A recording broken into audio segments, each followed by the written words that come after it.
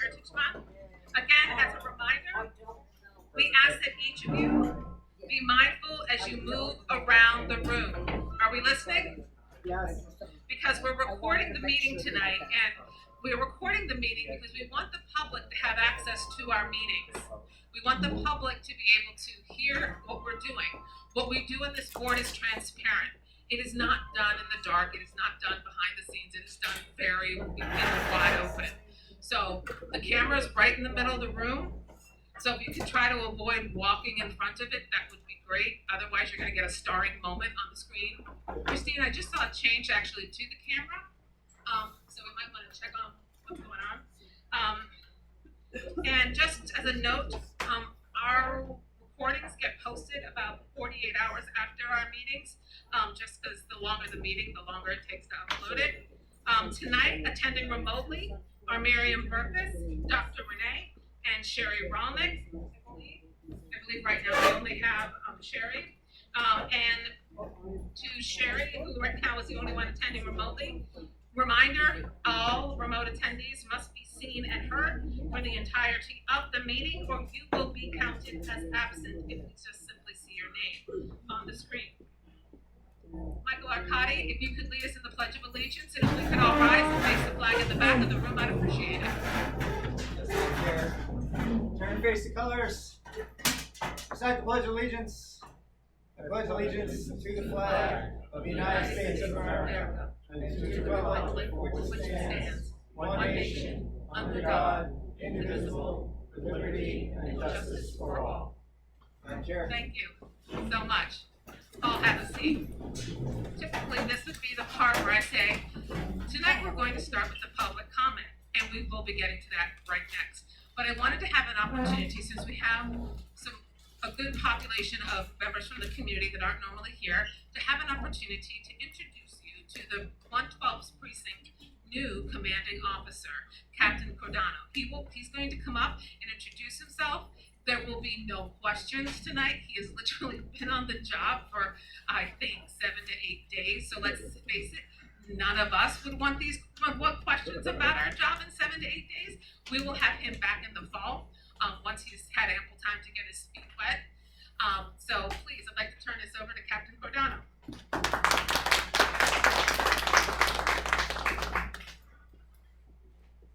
Good evening, everybody. Thank you for having me tonight.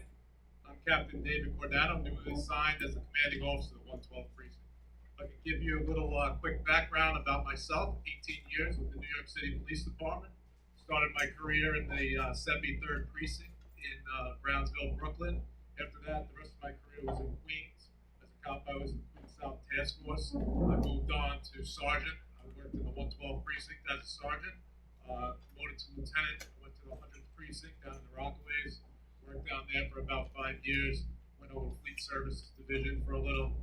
I got promoted to captain, and as a captain, I worked in the 112th Precinct, 114th Precinct, 115th Precinct, and the Roosevelt Avenue Task Force.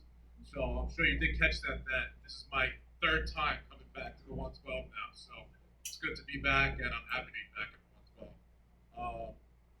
I did get a chance to sit down with our ex-commanding officer of the 112th Precinct, Inspector Kaplan, and we did go over a bunch of concerns that were brought up by CB6. So he did start addressing all those concerns, and he told me about them. And within a day, I sat down with my traffic team. Most of them were traffic related, and we were coming up with plans to continue that enforcement and working on that. I have some updates for you on some of that stuff. The neighborhood loading signs, too small or poorly posted. We spoke to DOT. Neighborhood loading zones are in effect Monday to Friday, 7 a.m. to 7 p.m. Weekend parking is allowed in neighborhood loading zones. These loading zones are intended to reduce double parking on narrow residential streets. Neighborhood loading zones provide space at the curb for package deliveries by commercial vehicles, taxis, and car service pickups and drop-offs. Active loading and unloading of personal vehicles. DOT places these signs at pedestrian level and no parking signs above each sign. The 112th Precinct has a total of 10 neighborhood loading zones. within the 28-day period from 4/10 to 5/7, a total of 8 no parking summonses were issued in neighborhood loading zones. Regarding the height of the loading zone signs, I think that was one of the concerns. We did reach out to DOT, and we did request that these signs be brought a little higher so that it would be easier for people to see them. One of the other concerns I know came up was net cost, 9710 Queens Boulevard, cars in the loading zone. So year to date, we have had 131 parking summonses at 9710 Queens Boulevard. 87 of those were specifically for truck loading zones. And Costco, I believe, was the other one. Similar problem, double parking and congestion. We've had 108 parking summonses at Costco, and 36 of those were specifically for double parking. So part of my plan with those two conditions, with the congestion and the parking, is we have to bring in traffic enforcement division.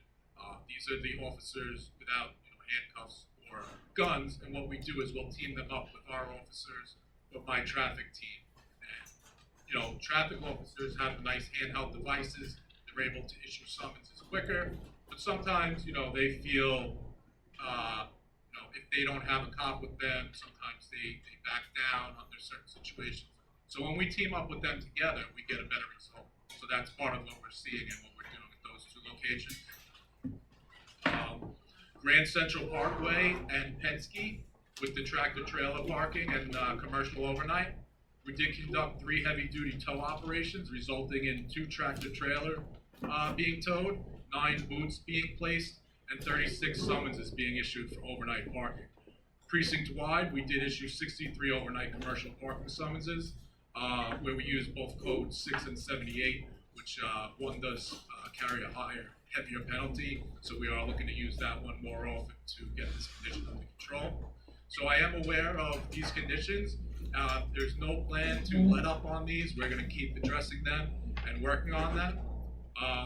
Just quick, I know I got maybe one more minute. 2 other traffic things that we're keeping a close eye on that I'd like to talk about is paper plates and obstructed covers on plates, also known as ghost vehicles. They're often used to avoid tolls, or sometimes they're just taking up valuable parking spots, really. So for the year so far, when it comes to paper plate enforcement, I'm sure you guys are seeing those out there. 23 arrests in regards to paper plates, 70 summonses, and 24 vehicles were seized. And then when we look at our covered license plates, we issued 44 parking summonses, 70 moving violations, and 14 arrests. So we are keeping a close eye on all the traffic conditions. So I do look forward to working with you all, and anything I can do to help, glad to do it. Just make us aware of it, and we'll be glad to help out. The precinct is always open to you, and you can come in anytime. You're all welcome. Okay? Thank you.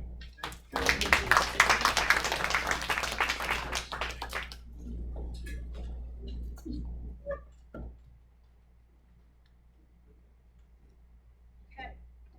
Now we will resume our regular program. Thank you so much, Captain Cordano, for being here tonight.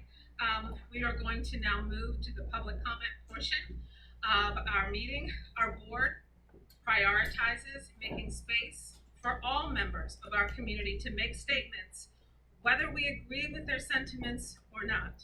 We will not interrupt, cajole, or talk over the public, even when we hear ideas and sentiments we disagree with. We're a wonderful board, and we all know how to conduct ourselves. Tonight, we have several speakers. No written comments tonight. I believe we have one speaker who may be online. Mark, I don't know that I've seen her, so let me know. You have the list, correct? Let me know if you see her log in. Okay, great. Individual speakers will get 3 minutes to speak, and organization representatives will get 5 minutes to speak. Speakers will be given a warning when you have 30 seconds left. And Mark Laster is not just our master of the WebEx tonight. He will also be your timer. He's got quite a loud voice, so you'll be able to hear him at the 30-second mark. I will call you up here. I will hand you this microphone and I'll move it to the front so it's easier because you can see that we're all in here kind of tight. The first person I have on my list is, and by the way, we're calling people in the order in which you signed up. Just if you're wondering. The first person is Jack. Jack. Come on up.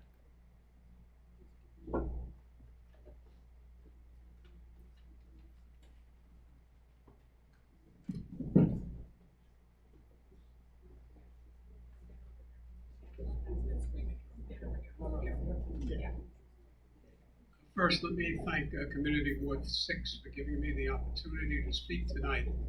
I have been a Forest Hills resident for 22 years, and I'm on the board of directors of my co-op, and which is only 2 or 3 blocks away from Austin Street. When I first moved into Forest Hills, I could park anywhere, no problem. And then they put in the bike lanes. Now I'm paying almost $400 a month to park my car because there's no place to park. So as you can guess, I'm speaking against making Austin Street into a pedestrian mall. Why? I like pedestrian malls. I've seen many of them. I've traveled extensively throughout Europe and Asia. And I've seen pedestrian malls, and they work where they're intended to work. But I think making Austin Street a pedestrian mall will have a catastrophic, unintended situation. I, for one, am opposed to it because right now Forest Hills is one of the most difficult places in the city to park a car. Businesses will be severely impacted by trying to make that into a pedestrian mall. I'm sure you've all heard about the Ben's Deli down Queens Boulevard. He was there for over 50 years, and when he went out of business, he was interviewed, and he said the reason I had to go out of business is that people could not park anymore. Sir, please put the microphone to your mouth. They could not park anymore and stop and pick up their order, even when it was called in. So that was one of the severe unintended consequences of reducing parking on Queens Boulevard. It will be catastrophic if they put in a pedestrian wall on Austin Street. Here's what I did. I get my exercise by walking. So I took a walk, and I took a walk from the police station to Ashcan Avenue, and I counted the cars. This was on a weekday. I counted 300 cars parked along Austin Street. I counted 300 cars parked along Austin Street. That's 300 cars who have. 30 seconds, Jack. That's 300 cars. I was sitting with someone who was at another meeting who was in favor of the pedestrian wall. And I said, where are you going to put 300 cars? He said, people adjust. I said, I'll ask you again, where are you going to put those 300 cars? And he said again, people adjust. Well, you can't adjust if there's no place to park your car. So I am unalterably opposed to putting in a pedestrian wall on Austin Street. And I'm sure the business owners feel the same way because they will be most impacted. Jack. Pardon? 3 minutes are up.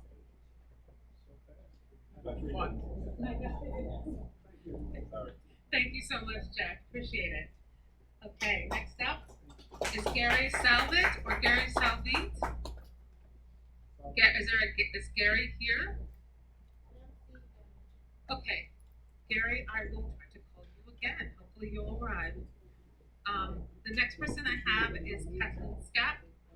She's from Our Lady Queen of Martyrs Academy, and she will have. If you could come this way, because it gets really, it's impassable here. You'll have 5 minutes since you're speaking on behalf of the Academy. Nice to have you tonight. Thank you very much for having me. As Heather said, my name is Kathleen Scapp, and I am representing Our Lady Queen of Martyrs Catholic Academy at 7255 Austin Street. I am also a Forest Hills resident for 30 years, and I've been driving and walking on Austin Street almost every day for the last 30 years. 20 years ago, I was walking on Austin Street across Ascan in the crosswalk with the light, and I was hit by a car.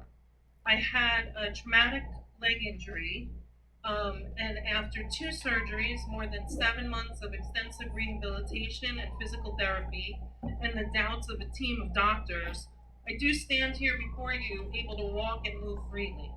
But despite all of that, I still believe that the plan to make Austin Street a pedestrian thoroughfare only is the wrong decision. As a manager of Our Lady Queen of Martyrs Catholic Academy, I can tell you that that one decision will devastate the enrollment of our school. Our 330 students and their families come from not only Forest Hills, but Vigo Park, Kew Gardens, Briarwood, Jamaica, Long Island, and even some from Manhattan and Brooklyn. Without the ability for parents to get their children here in the car, they will choose other school options. Reducing just our parent population from the patrons of stores, shops, and restaurants on Austin Street, it will have a significant impact on the economy of the businesses there. Not only will our school enrollment be impacted, will impact the businesses, but we also will have a reduced number of parishioners at Our Lady Queen of Martyrs Church, because we have parishioners come from all over as well. Again, those parishioners will not come if they can't drive. They won't be here to have brunch after Mass, and they won't stop in at the stores.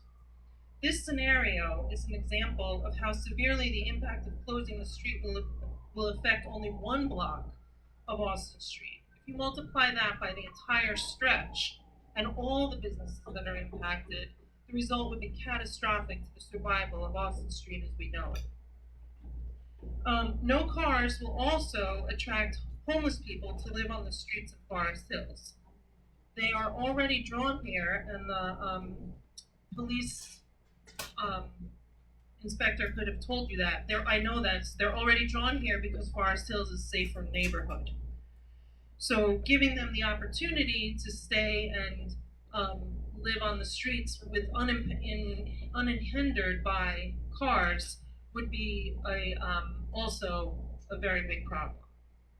Yes, it's noisy. Yes, there's too many double parkers and U-turns. Yes, there are too many pedestrians who jaywalk and walk against the lights. But the solution is not to ban cars from Austin Street. Maybe we all need to be better citizens, better drivers, following the rules, better pedestrians, walking when it's our turn. Maybe we need Austin Street to be a one-way street. We definitely need more enforcement, but we do not and cannot have Austin Street as it is now, a hub of entertainment, shopping, and restaurants without cars. For those of you who are so anxious to ban cars so that you can enjoy the spoils of Austin Street, you're literally losing the forest for the trees, because there will be no Austin Street once the cars are removed. Thank you very much for your time. If I could ask one question, I live in Riga Park, so I'm not down in Forest Hills, and I'm not familiar with how I know how my kids enter their public school. When kids enter Our Lady Queen of Martyrs school, which street do they enter from? Do you have multiple entrances like public schools, or do you have just one entrance? Just for my notes. Okay, is one of those entrances on Austin across from Natural? Yes. Okay, and then you have off of like the parking lot off of La Boulangerie, Right. and then in Ascan as well. Okay, thank you. That's really helpful. Appreciate your time tonight. Appreciate your service to the community. Welcome. Now just checking, has Gary Salvit arrived? Gary, okay. We will keep searching for Gary. Okay, next is Howard Feynman. Fearman. Sorry? Fearman. Oh, Fearman. F-E-I-R. I dropped the R when I send in my notes. You'll have to forgive me. I'm not an editor. You don't let me as an editor.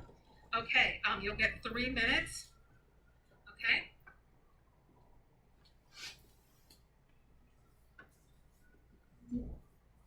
Thank you for letting me speak here today. My name is, I want to speak fast because it's me. Yeah, okay. My name is Howard Fearman, and I am the co-owner of a property located on the southeasterly side of Austin Street and 71st Avenue. My partner and I opened a retail pharmacy in that location for 8 years. We purchased the property in 1991. Over those past 40 years, I have witnessed the business district go through difficult times. But the arc of change has always been positive by respecting the needs of the community and business. I decided to enter this discussion about parking on Austin Street in response to the resolution passed by the Community Ward 6 Transportation Committee on February 23, 2023, calling for a Department of Transportation study on Austin Street, citing safety, noise, congestion, etc., etc. If you could have witnessed the quality of life issues and chaos on Austin Street in 1983, when we bought our pharmacy from Courtesy Drugs, you would understand how much progress has been made over those 40 years. Go back 100 years to when the commercial district consisted of warehouses, mercantile exchanges, and revisit the chaos that existed at that time. Progress is a slow process. Meaningful progress is a pragmatic, collaborative effort. Serious qualities of life issues exist in all business districts. Frankly, I'm disappointed in those individuals on this board who use fear and hyperbole as a means to forward their agenda of a car-free Austin Street. The anti-car lobby group, Transportation Alternatives, is the Department of Transportation's most influential advisors. They are currently cited in a Brooklyn lawsuit that states closing all streets of to cars and parking is illegal discrimination and violates the American Disabilities Act. Those members of the board who have aligned themselves with this group or have actively advocated to this anti-car group are naive to think that this has been gone unnoticed. During the April 23rd meeting, we were constantly reminded that the Transportation Committee only makes recommendations and formulates resolutions. I think you left out advocates. Oh, that's okay because you did not legislate. That's what you said multiple times. Have you ever discussed the economic consequences of a car-free Austin Street? Who will make that study? Property and business owners have contributed in excess of $100 million over the past few years in taxes, helping pay for schools, sanitation, fire, police, and all that. A car-free Austin Street will destroy a thriving business district. That's not hyperbole. If a car-free Austin Street agenda convinces DOT that the community overwhelmingly wants a car-free Austin Street, DOT has the power to make it happen without input from the business community. Howard, thank you. Is that wise? Howard, To tear down what is thriving Howard, 3 minutes. thriving for an impractical utopian dream? I'm sure every one of us have dreamed Howard. of a grand home and a lavish lifestyle, then checked our bank accounts to have a reality check. Mr. Fireman, it's time. Thank you. Appreciate your time tonight. Next up, they're still looking for Gary. Gary, wonderful to see you tonight. He's got a groovy hat, so all things forgiven. Okay, thank you. Just try to. So you'll get 3 minutes. I'm gonna have you stand over here. You stand in front of the speaker. It's gonna over here. If you stand in front of the speaker, it's gonna scream at you. Nobody wants that. And Mark will be your timekeeper. He'll let you know when you have 30 seconds left. Mark, you ready? Good evening, everybody. I'm Gary Salvit. I am the owner of Chateau Jewelers, which is on the corner of Austin Street and 71st Road, owner of the building on that same corner. My family has been in Forest Hills since 1955, when we opened up our first location in the middle of the block. We have been in our present location for 54 years. I have watched all of the changes in this neighborhood day in and day out happen. I am here for the second time in all the years to bring my opinion forward. I generally stay low key, but this is one of the biggest possible mistakes that can happen for our community. I can understand the desire to have people have places to sit and to have some enjoyment, but we are a retail environment, and somebody has to really take note of this. We are here to try to keep our stores running.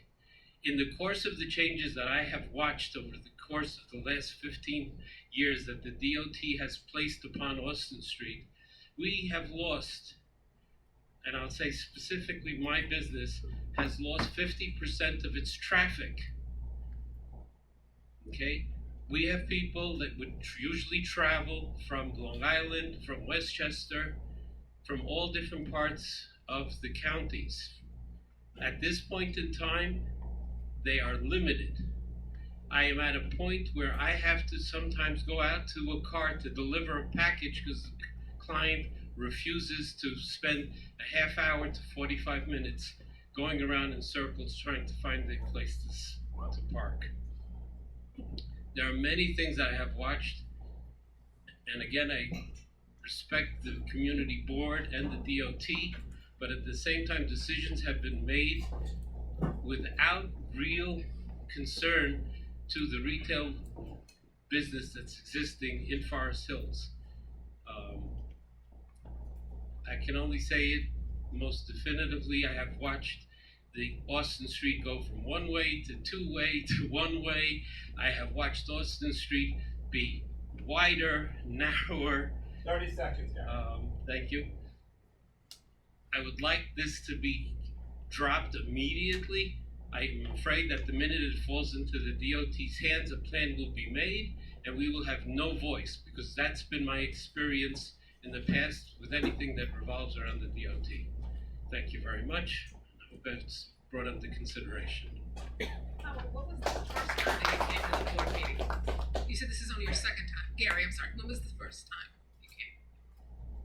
Goes back a few years back. And what was the issue at the time? Parking. Okay. So pretty much the same. The bike lanes. Okay. And Thank you. the supposed we have ample parking for our community. Thank you very much. Thank you. Okay, next up, I have Ann White, or Ann Whit, I'm not sure which. It is White, okay. But I'm sure you have ample wit, I'm certain. Take your time, there's no rush.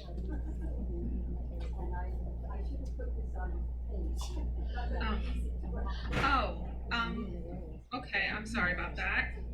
Okay. Thank you for the opportunity to speak, and good evening, everyone. My name is Ann White, and I am here on behalf of our concerned citizens of Forest Hills. I want to discuss the concerts of the Forest Hills Stadium, which start on May 20th. We have advocated for the interests of the community surrounding the Forest Hills Stadium for the past 9 years. But last year, after the pandemic, this is what happened. Most of the concerts finished at 11 instead of the agreed time of 10 p.m. Very hard for children to get to sleep and for people on shift work. For some concerts, the sound level was so loud, we want the Department of Environmental Protection to check the decibel reading, especially the bass. We had many traffic jams, and we want a designated area, such as Yellowstone Boulevard, especially for Uber Lyft pickups. They lined our streets, waiting sometimes until midnight to pick up concert goers. And this year, even more concerts, 30. This causes too much disruption. We are trying to work with all the authorities involved to understand our position, since the stadium is in the middle of a residential area. If you, any member of your family or friends, are affected, please email us at concernedcitizensofforesthills, that's all one word, at gmail.com. If you have any questions, please see me after the meeting, and thank you very much. Can I ask you one quick question?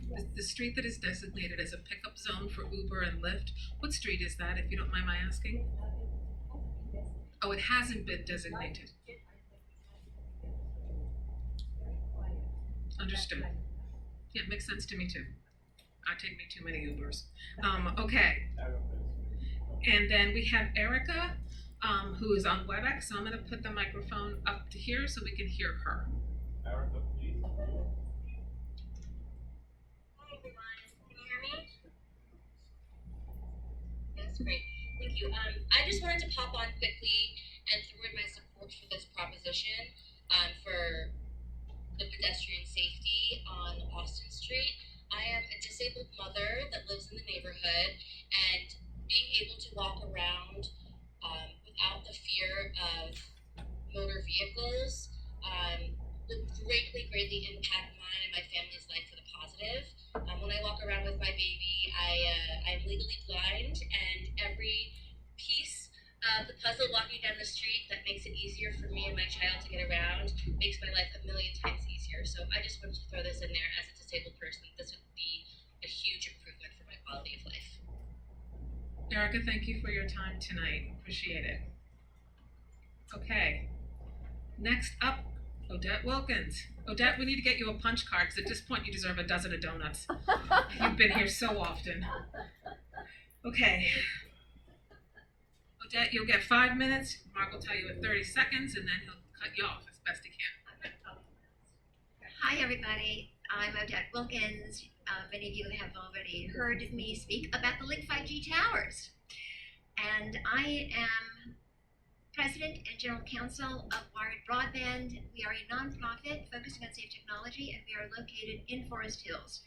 I'm also a very long-time resident of Forest Hills since 1976, so I won't tell you how old I am. Link 5G cell towers are 3 stories high, with multiple antennas from multiple telecom companies, which can be placed even 5 feet away from someone's home, business, or school. There is no setback requirement. They are being installed by a site developer, CityBridge, and is being overseen by the Office of Technology and Innovation. Now I'm here to inform you that CityBridge has been found to have violated federal law when it failed to conduct otherwise required reviews for environmental and historic preservation. The Federal Communications Commission notified CityBridge on April 20th, 2023, that reviews were required for each Link 5G cell tower prior to construction under 2 federal laws, the National Historic Preservation Act and the National Environmental Policy Act. As to the towers already constructed, post-construction reviews must also be conducted. The Federal Communications Commission, in footnote 14 of that letter, did not preclude enforcement actions against CityBridge. As a result, CityBridge is in material breach of its franchise agreement with Office of Technology and Innovation. CityBridge had made representations that it had the power and authority to perform under the agreement, that it would not be in material breach with any statute or regulation, and no material misrepresentation has been made intentionally or negligently. CityBridge had also covenanted that it shall comply with all laws. Based on the FCC letter, CityBridge breached each of those foregoing provisions. Now, I would like to again call for full participation on this subject. This was reviewed by the Executive Committee on February 15th, and they heard a presentation by the Office of Technology on the 5G towers.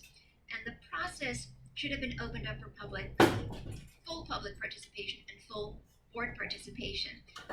As I've indicated, there's a point of order that I brought up last time, and that the Executive Committee took final action at that meeting that does not appear to be authorized by the bylaws of this committee. And the Executive Committee decided on their own initiative to give themselves final decision-making authority to allow the 5G towers without bringing it to the board for a discussion and a vote. Now, I understand that the community board's decision is advisory, but I want to tell you that since I last spoke here and I told you the number of community boards who are disapproving, there were 8. Now there are 15. And I think we're getting very close to 20 by the end of this month or by June. So there is a growing opposition, and we've met with the public President's office, and they stated that it is important for the community boards to really be together on this issue. And so the more community boards who are opposed to this, the more it's no longer advisory, but it becomes more of a mandate, if you will, for the mayor to listen to us. The matter is not moot, especially since we now have a reprieve with the Federal Communications Commission letter to City Bridge. Now is the time to finally put Link 5G on the agenda for full consideration by the appropriate committees, with opportunity for community input and for full consideration by the full board. And by the way, I am also a technology attorney, and I've been practicing technology law for over 20 years, and I've represented many multinational corporations. And although I understand the benefits of technology, I also understand the risks, and I am here to tell you about the risks of 5G. Thank you very much. And by the way, I also have copies of the FCC letter to City Bridge. No, I have one right in my file for tonight. I come prepared. Mama got receipts. Okay, next up is Leslie Brown from the Forest Hills Chamber of Commerce.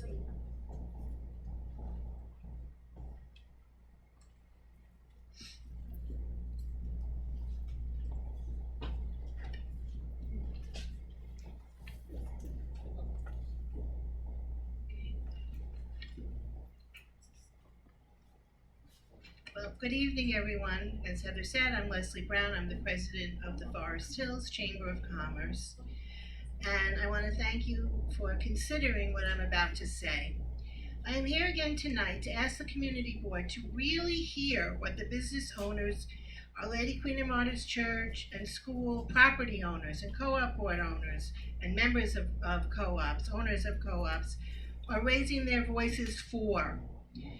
So much of the Forest Hills community want to keep Austin Street open to cars, open to parking, and most importantly, open for business.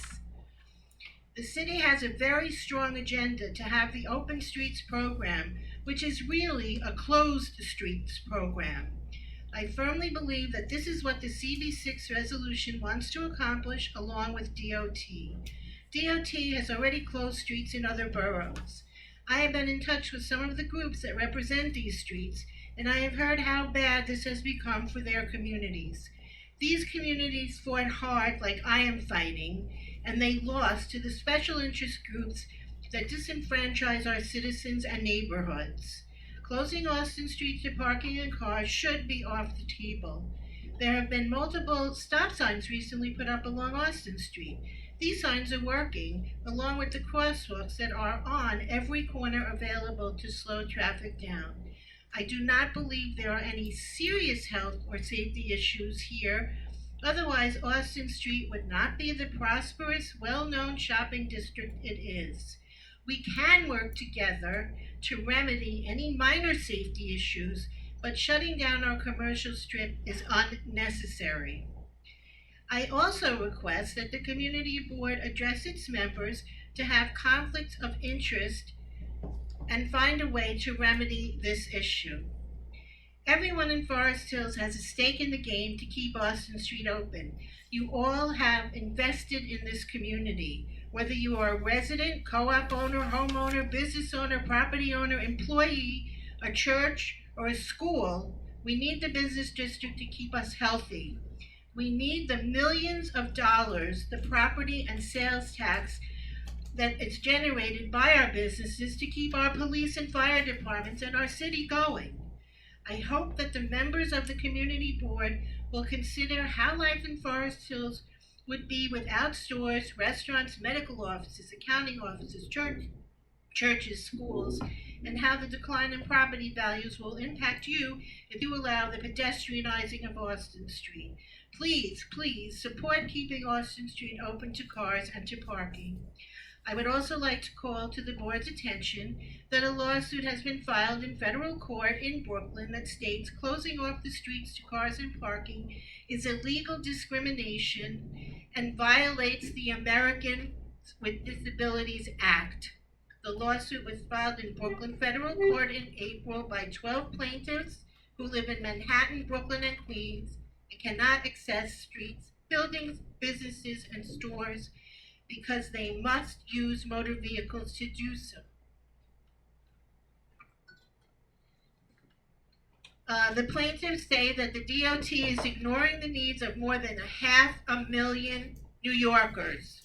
The plaintiffs also say the DOT is beholden to anti-car groups like Transportation Alternatives, and I quote that. The plaintiffs are seeking a federal injunction against the program to halt and restore the roadways. The DOT study requested by Community Board 6 asking for pedestrianizing Austin Street potentially affects people with disabilities wanting to come here, just like this lawsuit states. We cannot let this happen, and we cannot let our businesses and stores suffer and their employees lose their jobs due to lack of parking and access to the street they are located on Austin Street. I implore you to stand up for the majority of us that will be negatively impacted by street closures and not let this happen in Forest Hills. Thank you so much for your consideration again, and have a good evening. I'm gonna take a couple of minutes. All right, enthusiasm. All right, I'd like to take a couple of minutes before we get to the minutes to address a few things. It's not just when the Transportation Committee made this decision to ask for a study, a diagnostic tool. You break your leg, you get an X-ray, right? What'd you do? Is it a ligament? Did you pull your Achilles? What's going on? You get an X-ray to figure out what the problem is. That's what a study does. A study is a diagnostic tool that helps us figure out how we can best address the problem. And that takes into account a lot of factors, not just simply counting cars.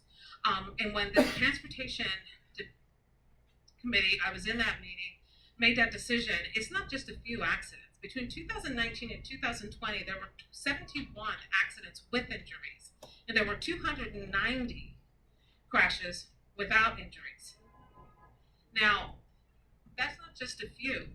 And I know how hard you had to work to get the physical therapy and to get back and walking.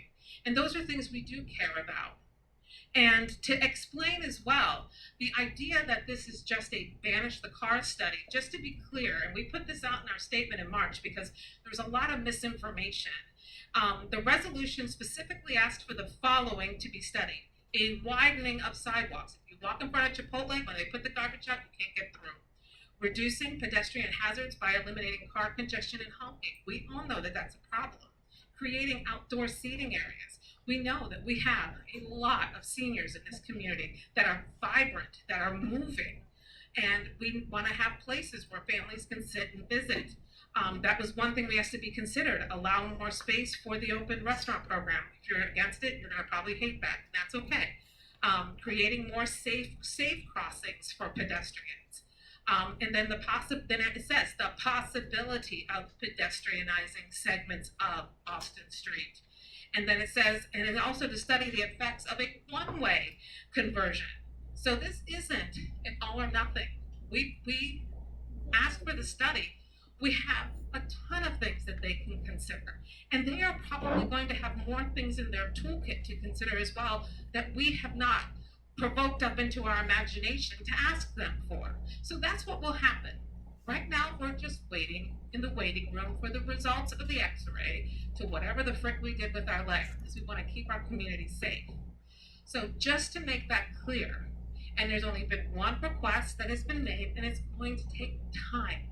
I can tell you from my experience on the board, we have traffic studies that we've waited for over a year. So it will take time. Yes, please continue to have and raise your voice here. Continue to let us know your concerns, because when we hear from you, it helps us better think about the solutions. And we don't disregard the economics of the situation. I can tell you, I personally, when I thought about this, think about, as the gentleman said, about the thriving pedestrian plazas I've seen around the world and how they have really transformed that city and how they even bring a sort of calm nature to that city. And so I do think about that. I can't speak for anyone else. I can only speak for myself. And the other thing I wanted to clear up is there's a wide world of difference between an open streets program and pedestrianization. In Jackson Heights, unless you're living under a rock, you've more than likely heard about the 34th Avenue Open Streets program. They run all kinds of programming. They run it like it's a park. And they have volunteers who open it up and set and tear it down. And it's open and closed certain times of the day, specific hours. And they teach classes and they have exercise classes and people bike up and down during those times. That is not what would be asked for Austin Street. We know that our community has vibrant youth programs and vibrant, the Central Queens Y. We've got, Common Point as it's known now, Queens Community House. We've got gyms, so we've got places for that. What this would be asking for is a strict pedestrianization. It is not an open streets program where we will be scheduling events. So I just wanted to clear that up because I think sometimes it's like when everyone talks about an e-bike and you're not sure whether it's like an actual bicycle with a thing on it or whether it's like a moped.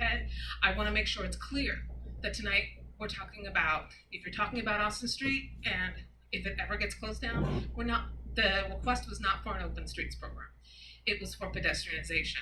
Now to address a few things with the 5G tonight, just real quickly, and I've had to clarify this before, the executive committee was well within its rights to make a determination on one 5G cell tower that they were wanting to install. We voted to have it moved in according to the bylaws. Our bylaws, if you all read them, they're on our website, you'll see we were well within our rights to do that.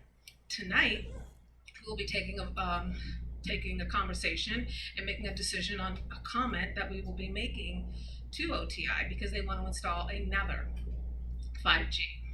So, and it won't be a tower, it's going to be, we'll get into the details later, but it's going to be just a little different. And we're going to discuss that tonight. The reason it's being discussed in the full board is it seemed clear that you all wanted to have that opportunity to have that discussion. I think it's important. The reason it's not going to committee is because the current chair of the Environmental Protection Committee just became a mama. And so I think I'd rather have her worrying about her not even week born, actually yes, a week today.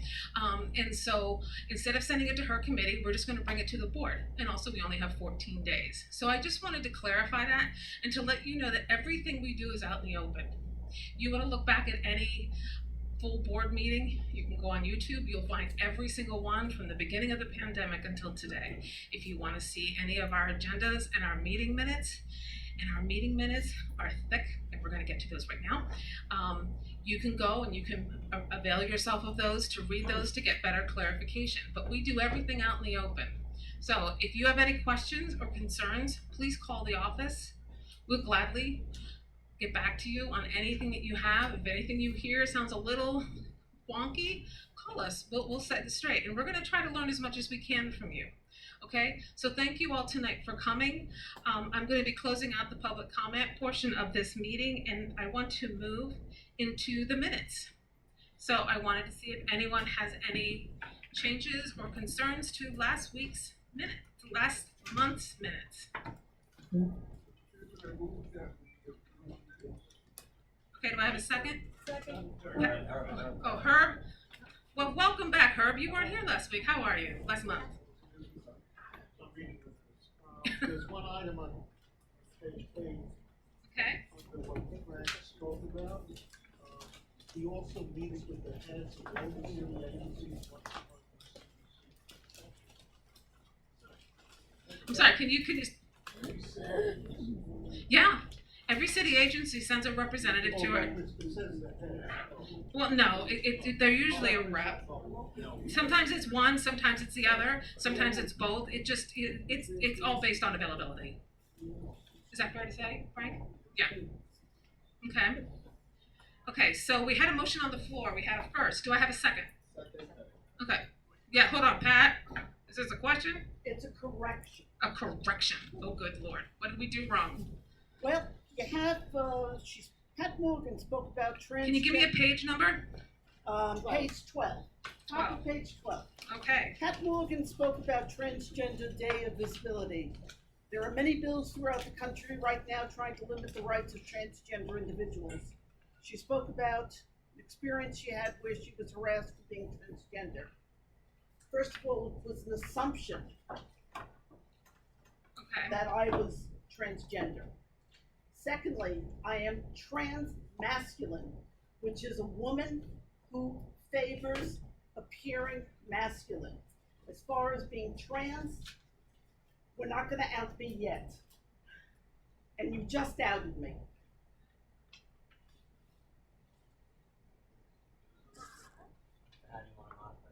How do you want me to modify the minutes? Trans-masculine. I can make that change. Trans-masculine woman.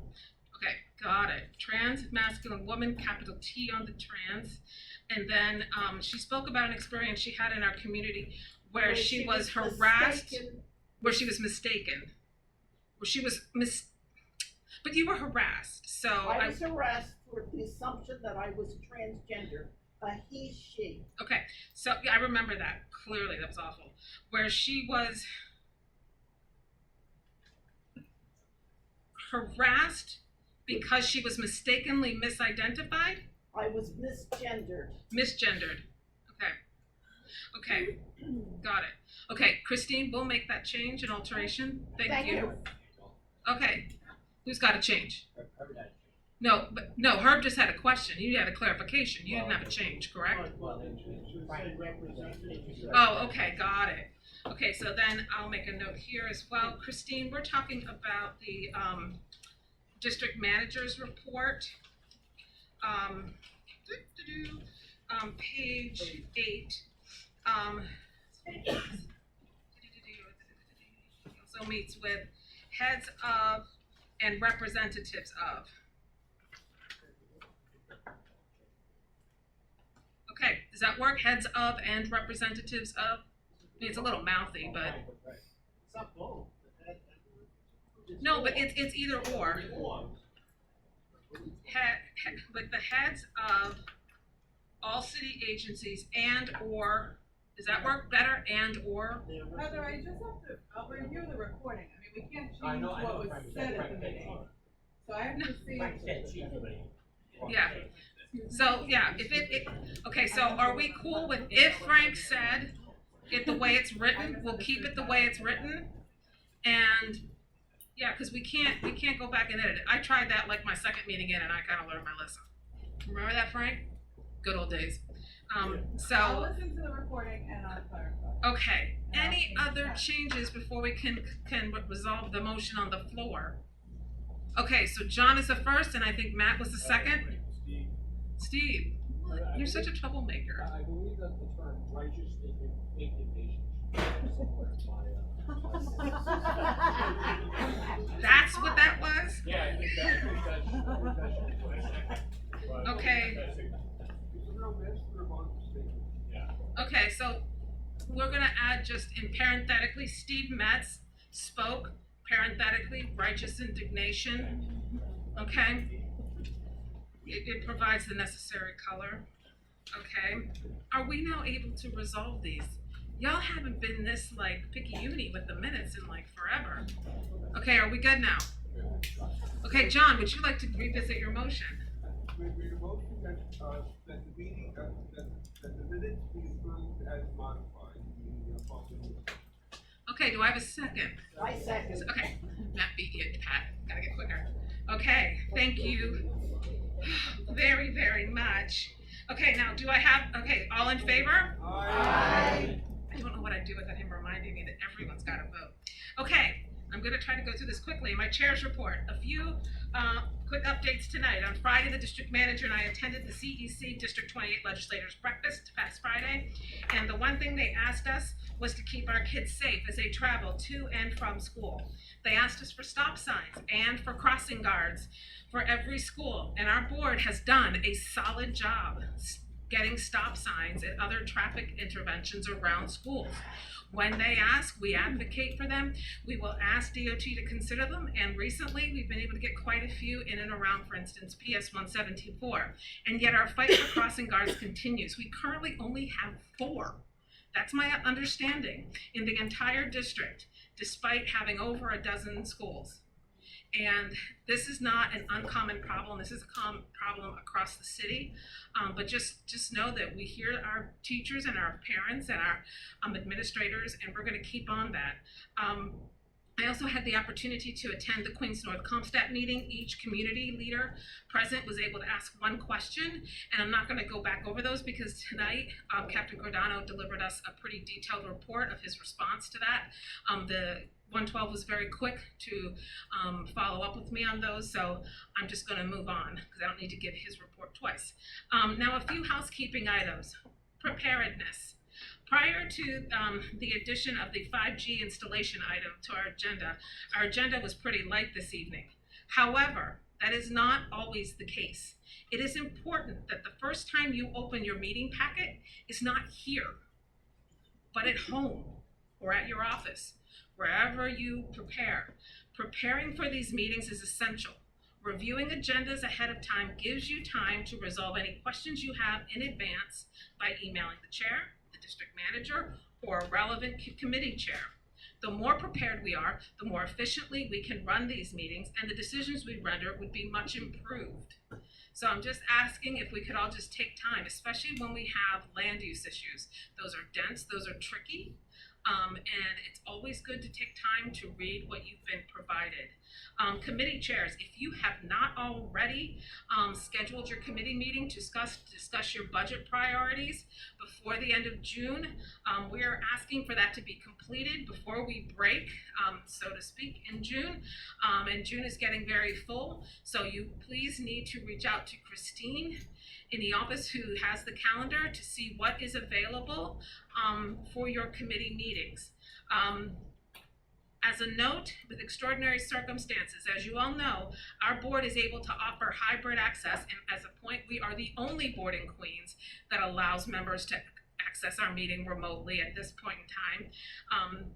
Under extraordinary circumstances and emergent circumstances, what could easily be forgotten is that hybrid attendees don't count towards quorum. They can vote, but they do not count to the sufficient total that we need in order for us to vote. If we don't have a quorum, we are unable to vote on the business in front of us, and given the nature of the vote, we would be unable to fulfill our role as mandated by the charter. So I am asking each of you to be mindful of your absences and your requests for remote access via extraordinary circumstances. Should we find ourselves not meeting quorum, we may have to reevaluate our policies, and we don't really want to have to do that. But at issue is our capacity to fulfill our mandate. So there's that. Now, on a much happier note, Memorial Day Parade, Michael Arcadi, is on Sunday, May 28th, right? It steps off from the American Legion Hall, correct? Right, the ceremony starts at 11. Okay, and we would like, as we did last year, to march as a community board in the Memorial Day Parade. So we're going to be sending out an email with the details later this week. What we need to understand is how many of you are available to participate so that we make sure that we're not walking down the street with 3 people. And that's not a criticism, because usually people take Memorial Day and run away to somewhere with some sand, some water, or some mountains, or somewhere to hike. We get it, we dig it. We just want to make sure that we're not this little ragtag group of 3 people walking down Metropolitan. So if you all could let us know if you have a capacity to participate. We know some of you participate in multiple organizations. So when you respond, if you could let us know yes, but I'll be hopping between, let's say the CERT team and this, or between the board and the Forest Hills Asian Association. We know that many of you wear 10,000 hats. So if you could just let us know, that would be really, really helpful, because we would really like to participate. And it was kind of fun last year to do that. So yes, question. No, it goes from the American Legion Hall, I think. Where did it end last year? Where does it end this year? Cemetery. Where Joe's is. By Trader Joe's. Across the street. Yeah, Community Board 9, I think, is involved in their own in their district. Yeah. Mm-hmm. Yes, Martha. I just wanted to just bring it to the attention that a lot of us are digital people.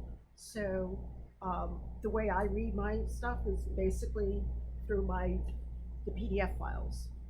So Yeah, that's fine. As long Yeah. as you guys are reading the agendas, I don't care if you've read the agendas. I'm not saying if you come in, don't be like hiding, like opening your agendas under the table. No, I'm just saying prep. If y'all can read, I'm old school. I like to write, highlight, put post-it notes and stuff. but you could do that on a PDF. I mean, if you're in office for 7 hours and you want a break, Yeah. you Yeah. email. No, the main point of my conversation was just to be prepared, because there have been some times, I think, when we've had some deliberations where it becomes clear that we're not 100% prepared as a board, and I think that kind of eats into our time, and we want to try to get you guys in and out in 2 hours.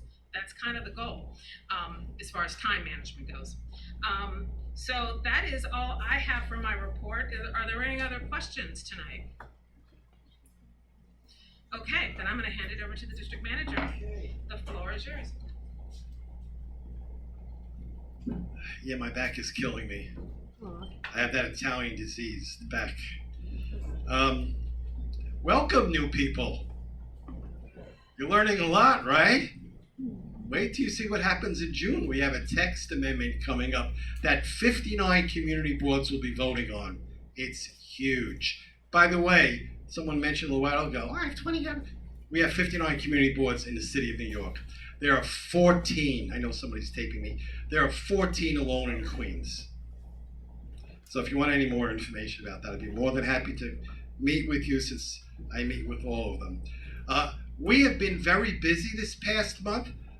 Just the other day we had, Leslie's gone, but we had the mayor right here on Queens Boulevard with regard to a small business week and a small business. Leslie's Delicious Cupcakes, opened up right over here by Portofino.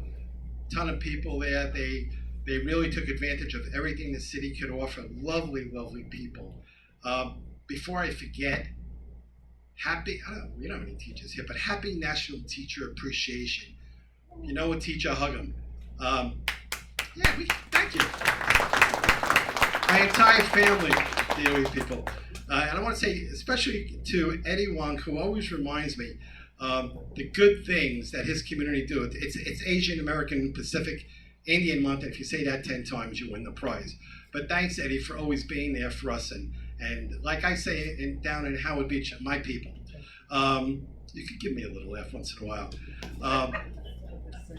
Someone called me the other day about the Long Island Railroad. What are they doing? They're doing renovations and they're improving. And, they are not part of anything.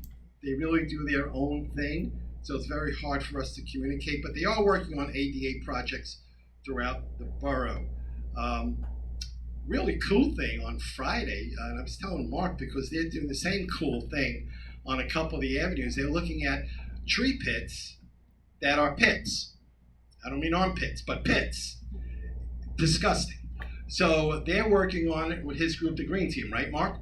And we got a couple of kids from one of the local high schools, Mel's actually, are coming in on Friday, and they're going to clean and put up posters, which reminds me, some of you have the information, we have it on the back table there, about, I see him now, about primary day. And then there's a booklet, who's running, who's not running, and stuff like that.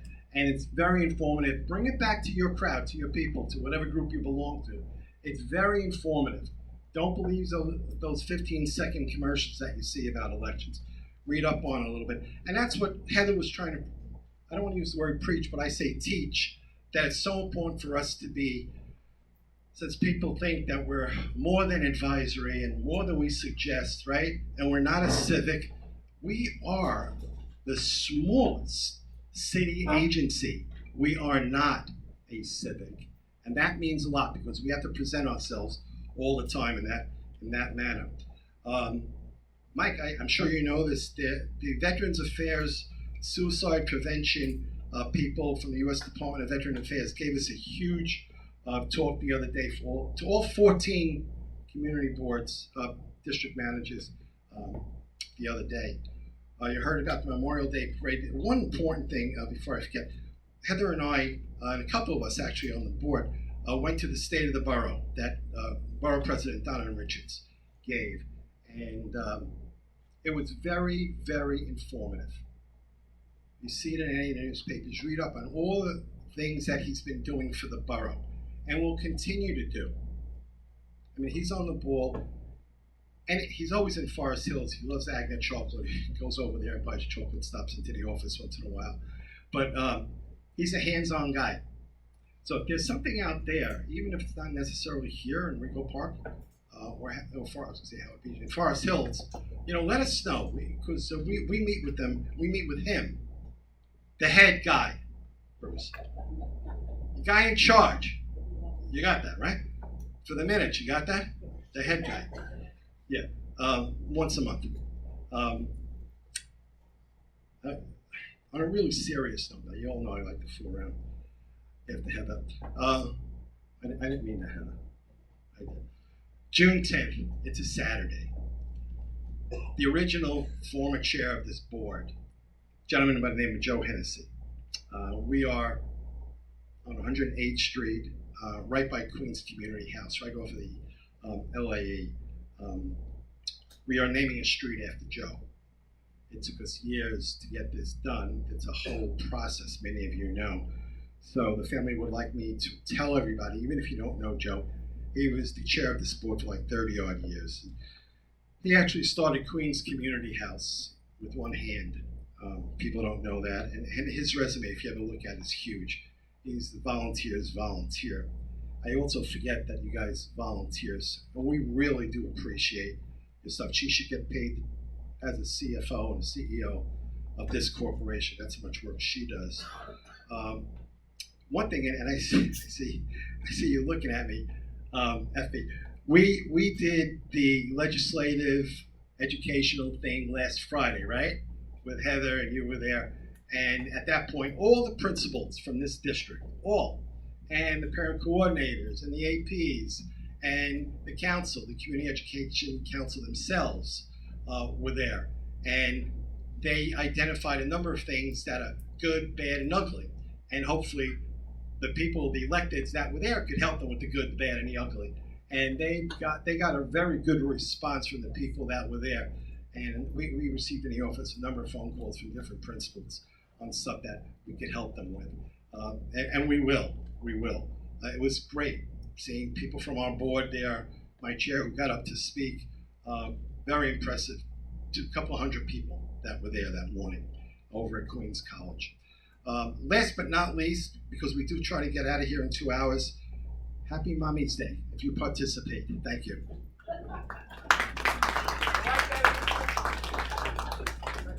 Frank, what time on June 10th? Coming Tuesday? What time? June 10th. For Very good, Peter. 11:30? Yeah, 11:30. Thanks, Peter. I couldn't say it. All right, thank you so much. Now, we're gonna do something really fun, but really quick, okay? So the last time we were here, we wanted to get a chance to introduce everyone because we all don't know each other. So just quickly, we're gonna go around the room. Just tell us your name, personal pronouns, the community you're in, Rego Park, Forest Hills, and your favorite business in the district. We don't need to know why, we just need to know it's your favorite, and it can be a business, it doesn't have to be a restaurant. So if you have a dry cleaner that saved your hide because they fixed your favorite dress, maybe they're your favorite business. So we're gonna start here with Kavish, and we're literally going to whip around this table, and then we're gonna whip around this table, and let's see how quickly we can do this. And do it nice and loud. Just, yeah. Oh, I'm sorry, we'll start with Mark. How could I forget Mark? Yes. Okay. My name is Mark Laster. I'm the third vice chair, Community Board 6. I live in Rego Park, and my favorite business has been developing. It's called Mez Pizza Store. It's on, and I enjoy going. My name is Kavish Batra. I'm co-chair of the Parks Committee. I live in Rego Park, and my favorite business is Mixed Pizza. My name is Stephen Metz. My pronouns are he, his, or comrade. I live in Forest Hills. I've been a member of this board and my favorite business around here, actually, you know who always makes me happy when I walk in is the 7-Eleven. Every time I come in, they go, "Hey, brother," I'm like, "How you doing?" And they always make me feel good. That's all. I'm Matthew Zachary. I'm new to this board. I've been living in Forest Hills for many years. Also a member of the panel on educational policy. It's part of the Department of Education. I'm the PA president of Forest Hills High School. I graduated from there myself, and my daughter is about to graduate next month from that school, and I would say that's one of the reasons I would choose that as the part of life.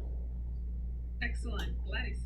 Hi, my name is Gladys Sandoval. My pronouns are she, her, hers.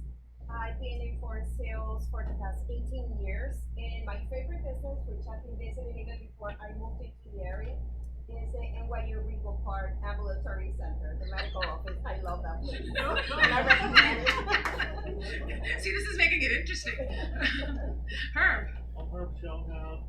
I live in Forest Hills for the past 30 years. About 6 years on the board, and there's a very nice gift store on 108th Street called Emerald Gifts, which is near the liquor store on the 64th floor on 108th Street. And welcome all the new members. Thank you. Good evening, everybody. My name is Michael Arcadi. I am a member of this board. I've lived in the community for 7 years. I am the commander of the American Legion. I'm also a commander in U.S. Navy Reserve. You can refer to me as Commander, if you will, or just as Mike. And I will give a shout out to the local market located on Yellowstone. Recently opened the last few years. It is veteran owned, excellent food. Please step up. Hi, my name is Valen. I'm new to the board and kind of new to the community. I live in Regal Park, and this is going to be my 3rd year living there. My pronouns are she, her, and my favorite business is Tribeca Beauty School. The owners are great, and they give great haircuts, and I actually just graduated. Congratulations. And Julie, I think congratulations are in order for you too. You just graduated, correct? Yes, Julie Milner, Rico Park. This is the 2nd year of my 1st term, so I'm kind of new too. And I'd have to say my favorite business is in Forest Hills is Trader Joe's. Like, we make a whole family thing out of going, and the kids are excited. Oh, Trader Joe's. Stickers. So, yeah. Howard. Hard to follow that. Howard Pollock, pronouns he, him, his, longtime Forest Hills resident. Happy to be on the board. Favorite business, the French bakery, La Boulangerie. Wow, just wow. Yeah, great. Great. LT. Hi, I'm LT Chacho. I'm the finance secretary. I live right on the border between Rego Park and Forest Hills. My pronouns, I use all the pronouns, she, they, he, it's all good. It's why I'm LT. And my favorite business is actually Fruit Ranch. It's a grocery store right at 67th. Love that place. There's something about running out of gochujang at like 11 p.m. being able to run to the corner and just get s'mores. It's part of why I love living in Queens. Absolutely. Hi, I'm David Shaz, and I live in Rego Park. I want to give a shout out to Dynabar, the restaurant in Rego Park. Excellent. Hi, I'm Sylvia Jane. I'm new in the area in the sense we just became homeowners in Forest Hills. We have 2 girls that are 4 and 6 that go to Our Lady Queen of Martyrs, so we love the school. And my favorite business in this area is definitely Trader Joe's. Okay. Hi, I'm Karen Imus. Been on the board for about a year now. My pronouns are she, her, hers. I live in Forest Hills. I grew up in Rego Park. And it's just really hard to pick one business. I think I love every single one that's been mentioned so far, but if I had to pick one, I would say Carmel on 108th Street. I've been going there since I can remember, with my grandparents, with my mom, now with my kids. And if you like Mediterranean, Eastern European spreads, nuts, fruits, coffees, yeah, dried fruit, it's the spot. And it's literally a business that's been here for, 40, 50 plus years. So highly recommend. All right. Matt, you're up next. My name is Matt Fernandez Konigsberg. Happy to be on the board. It took me, I was trying to figure out what my favorite businesses were. I've been here about 4 years, Forest Hills. I think it's a division between Common Point, because my kids go there, and then the Heights Barber Shop, Austin. I love those guys. Have a good time in there. Good attitude. So, thank you. Thank you. Thank you for having me. Hi, my name is Martha Tucker. I'm I've been a member of the community board, actually, since COVID. That was the first time we were installed. So I'm very happy to be attending live sessions now because, you know, it was interesting, but we pulled it through. My pronouns are she, her, and I grew up here. I worked in several businesses in the neighborhood, and my favorite is actually Cinemark. Okay, excellent. And could we speak up a little more in the back, because the front's having a hard time hearing. Go ahead. Hi everyone, is that loud enough? Okay. I'm Catherine Zapata, I'm new to the board. I've been a resident of Regal Park for the past 3 years, but lived my entire life and grew up in Mascot, so CB6 right next door. My favorite businesses they're all kind of new, so Forest Cafe, the Austin Deli on 67th Road, and then Title Boxing. Oh, my pronouns are she, her. Patrice. Good evening, everyone. My name is Patrice Davis. My pronouns are she, her, and hers. I've lived in Regal Park since 2018. This is my second term on the board. I am chair of the Committee for those Without Shelter, as well as a member of the Transportation Committee and the Aging, Social Services, and Disabilities Committee. My favorite business is not a business, but the library.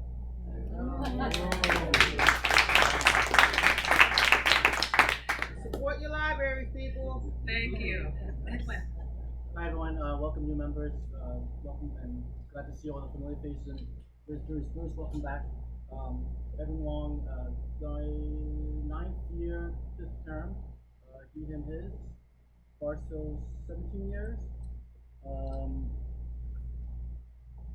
Favorite business, I'll say favorite bakery. I love the boulangerie as well, but I have to say Feda, which is my comfort food place for anything, everything, like baked goods and drinks and stuff like that. And then special mention to the fruit guy on Queens Boulevard. Yes. And then the other guy on 31st. Yes. Beatrice. Hi everyone, my name is Beatrice Leon. I am a lifelong resident of Forest Hills, Regal Park. Currently I am in Forest Hills. I went to Forest Hills High School as well. Pronouns she. In terms of my favorite business, I would say Sakuria, because it's a little Japanese grocery / snack store. And when I'm lazy to cook, I just walk in to grab their bento boxes and great price and great. Excellent. Heidi. Hetty Chain, on the board for a long time, grew up in Regal Park, live in Forest Hills, Forest Hills High School, 174, Russell Sage, president of the precinct council, involved with the community emergency response team, she, her, what else was I supposed to, favorite business is very difficult for me. I love Forest Hills, I love Regal Park, I love a lot of it. The only one I'll give a shout out to is Vitello's, because they really helped in the community donating during the pandemic. And I know it, and I relied on them, and they did deliveries for me of water when people needed water and they didn't charge. So for that, shout out to Vitello's. Thank you. Nice. Pat Morgan. I'm Pat Morgan. My pronouns are she, her, right now.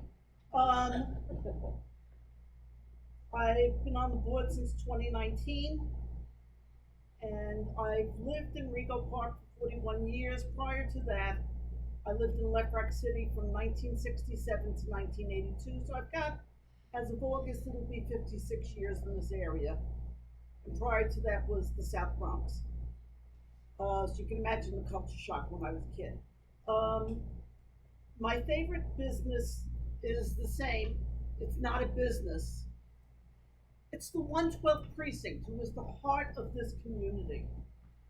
Without the 112th precinct, this would not be as great a community as it is.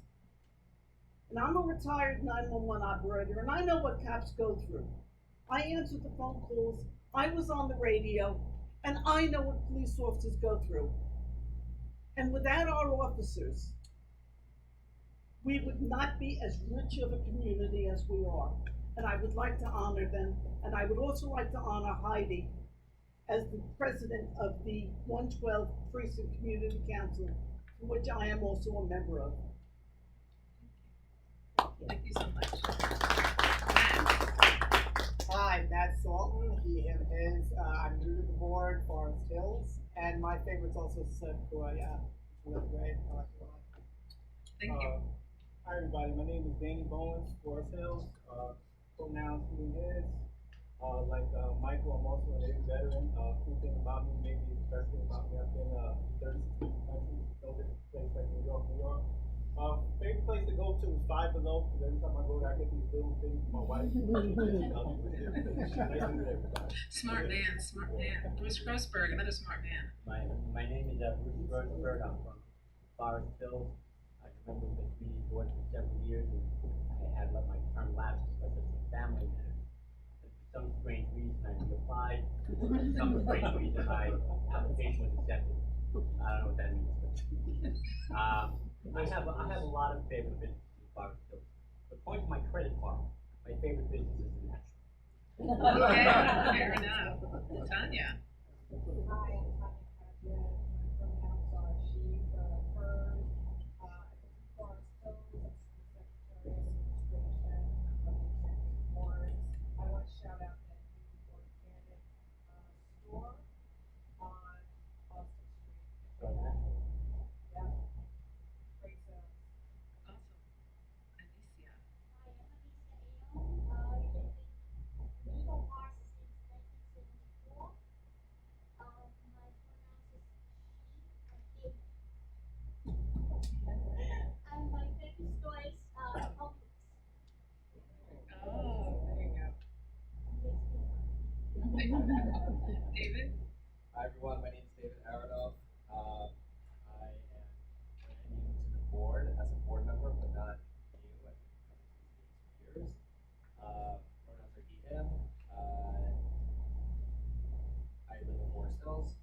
And it's very hard to pick a favorite, but I would say Nito on 108 Street. They really do. Hi, my name is Salwa Baita. It's pronounced Salwa. And I'm a Forest Hills resident. My pronouns are she, they, and ella. And my favorite Forest Hills business would be somewhere between Cuba Cafe and Wine Bar, which is right down the road from my house. So if you're ever there, send me a text, and that'll be a great network. And then also, I really love my living yoga. And if you ever take Adam's classes, Excellent. Diana Mayo, serving the second term in this board, also co-chair of all kinds of we're living in Forest Hills as a matter of fact, I found in 1975. Karen, you mentioned this time out saving, and it's like home. You smell the coffee beans, and you just want to go and take place. So Carmel, I believe Excellent. John? Yes, hello everybody, I'm John Dereshevsky. I am the parliamentarian of the board and chair of its bylaws committee. Sexiest committee. I live in Forest Hills. I've lived here since 2001. Right on the border of Rego Park. LT and I share a block with two different zip codes. Kind of interesting. I would use the male pronoun. And I would say it's difficult to look at favorite business. I kind of think more culinary than other things. And I compare myself to Tuscan Hills and Benvoya. Both good food and a very nice day. Peter? Hi everyone, I'm Peter Beadle. I'm the first vice chair. Pronouns are he and his. I'm also chair of the transportation committee. I'm a 24-year resident of Rego Park. I believe I'm same class as Edwin, so 5th term, 9th year. I think that's right. Favorite restaurants or place businesses, Martha's, the Farmers Market, and last night maybe a new favorite, Marani, which is a great Georgian restaurant at 63rd Road in Rego Park. That was amazing. And fun fact that might blow the mind of some conspiracy theorists here tonight, I own a car.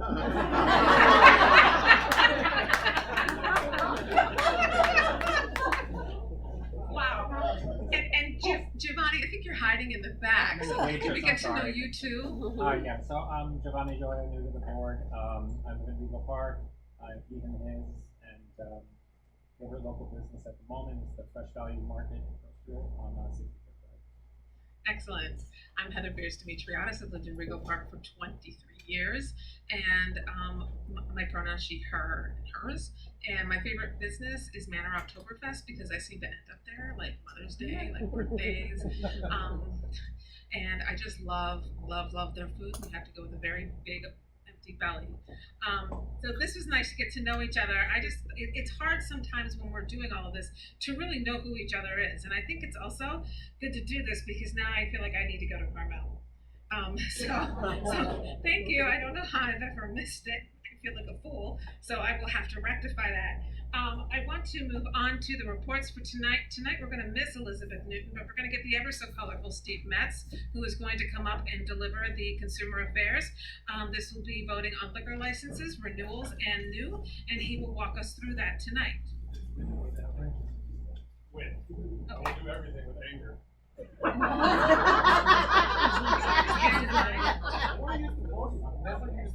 Well then, crawl under something. I'll take the long way, the route. So just for the record, I think to move things along tonight, we'll be doing simple voice votes. While he's coming around, I'll walk you through. It'll be a yes or a no vote on the renewals, and a yes or a no vote on the new a yes or a no vote on the new, and a yes or a no vote on the renewals. Steve? Yes. Good evening. Salutations. So, we had one liquor license application. Barbecue Chicken Don Alex, number 6, LLC, on 9705 64th Avenue. This is a Peruvian restaurant that is already open. They would like to add beer and wine to complement their food, which I can't do food without alcohol, so that makes sense to me. Are we doing that now? Okay.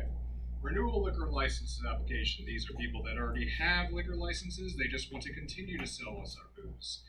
Singus Famous Pizza on 63rd and 53 108th Street. Don Pollos Sons II or Sons 2, whichever one that is. 100-05 Metropolitan Avenue. That word I can't pronounce. What? Whatever they said. 92-07, 92-09A, 63rd Drive. Levi Premium Food Service in the Forest Hills Stadium, 6950 Burn Street. Hanwan Brothers, 118-12 Queens Boulevard. The Tap House, 72-07 Austin Street. And Queens Bully, 113-30 Queens Boulevard. Also, Dirty Pierre's, 13 Station Square. One license for 2 bars, one for the restaurant, one for the pop-up seasonal bar selling only beer and wine. The only issue that came up on any of these renewals is that there's been some noise complaints on Queens Bully. Other than that, everyone else was in this committee, voted unanimously, for those who voted, yes to all of these, and that was their recommendation. Girl. All right, so we're just gonna take, we're gonna do, instead of yes, we're just gonna do all in favor. So are there, for the new liquor licenses, all in favor, say aye. Aye. All opposed, say no. Okay, for the renewal liquor licenses, I'm sorry? Any abstentions? Any abstentions? Okay, any abstentions on the renewals? Okay, all in favor, say aye. Aye. All opposed, say no. No one opposed. Okay, great. Next up is going to be Anicia Ione with the report from the Aging Social Services Committee. You can give it from there or you can come on up here, Anicia. It's all up to you, darling. Can you hear me in the back? Okay. We are the Aging Social Services Ability Committee. And we had our last meeting May 10, of which was this past month. Okay. The Aging Social Services Disability Committee held a bonus education presentation on Thursday, April 20. One of the main takeaways from this presentation done by New York City Campaign Financial Board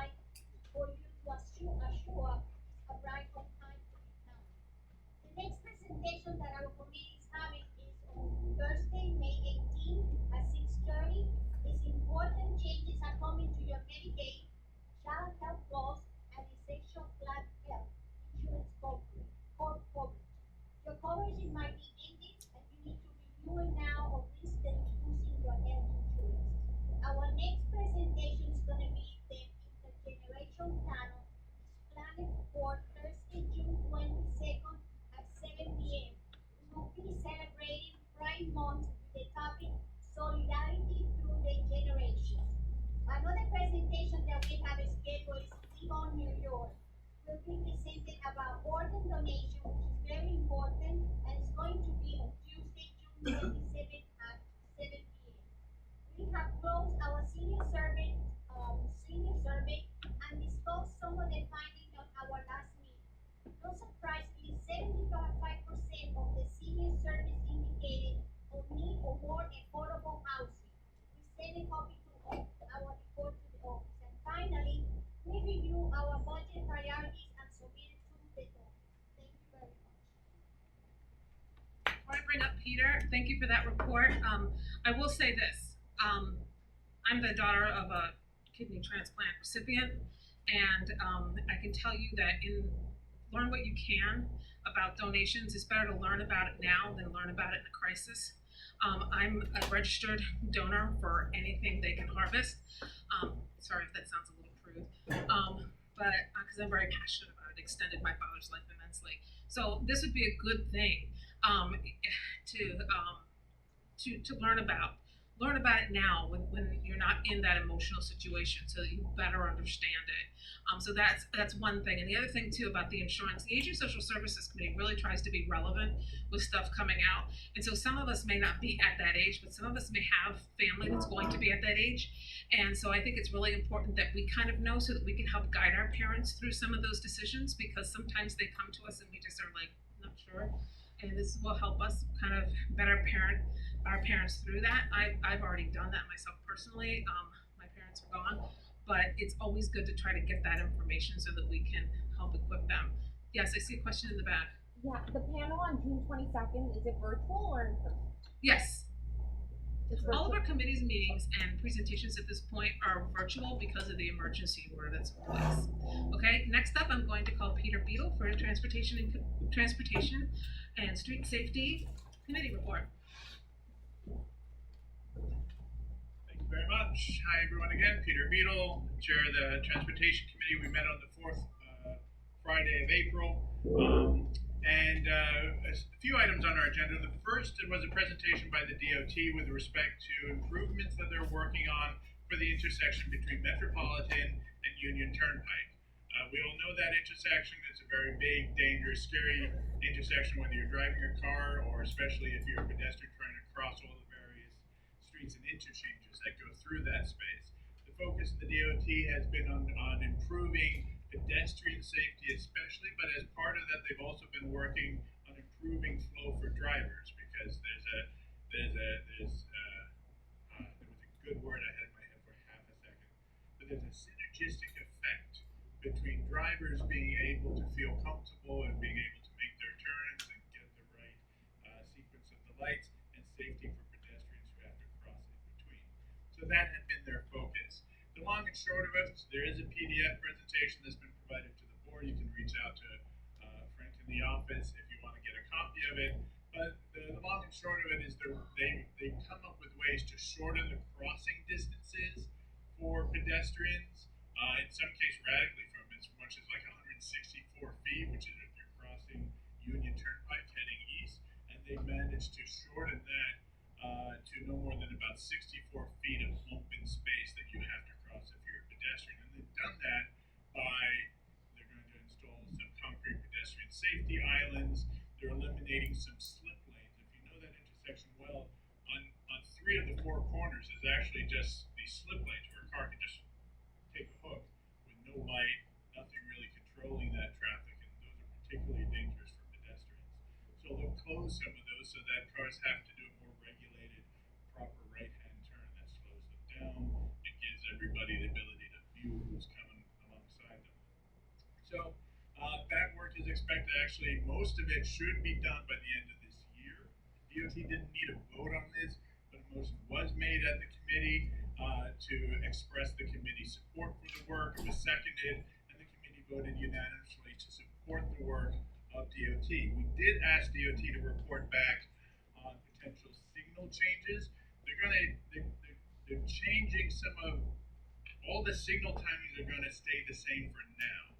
They tell us that there's follow-on study coming that might allow them to change signal timing in order to help, particularly with left turns on Metropolitan, so that they can have a more dedicated phase and you can clear more cars through the left turn before you start moving other keep us apprised of the work they're doing on that.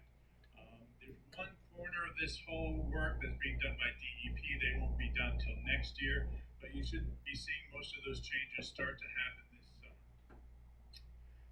The next item was also from DOT. DOT has a car share pilot that they've been working on for the last couple of years.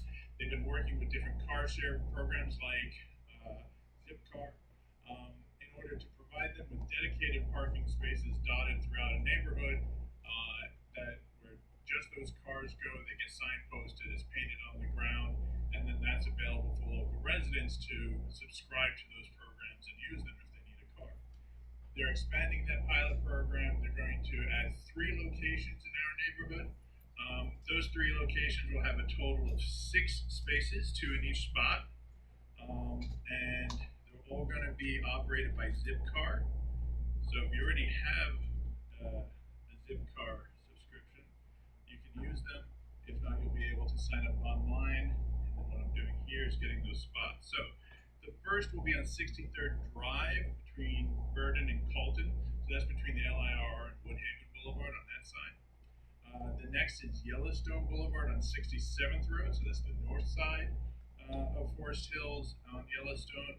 And then the other one will be on Nansen by Selfridge. And there is 6786 Selfridge Street.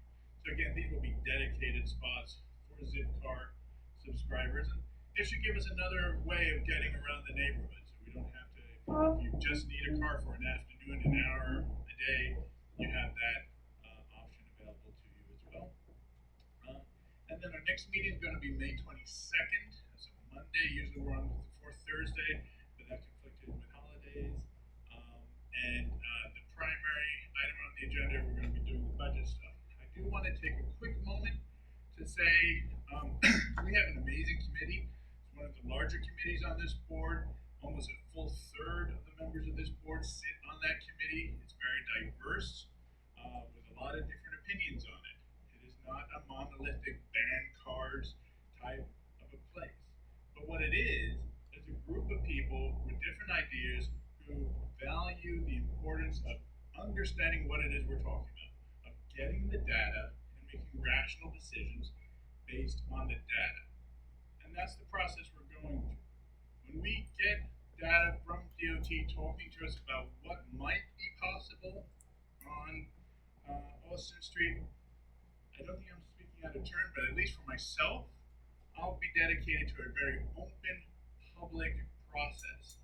I would love to work with DOT, get maps in a room, get the community in a room with markers and pens and stickies, and actually talk about what this community would like to see. It is an opportunity that we should not rush to pass off, no matter what option we might all decide works best for us. No decisions have been made. Nothing's happening in closed rooms. So we need to resist the urge to prejudge what might be possible for our community and then work together to make the best choice that works for all of us. Thank you.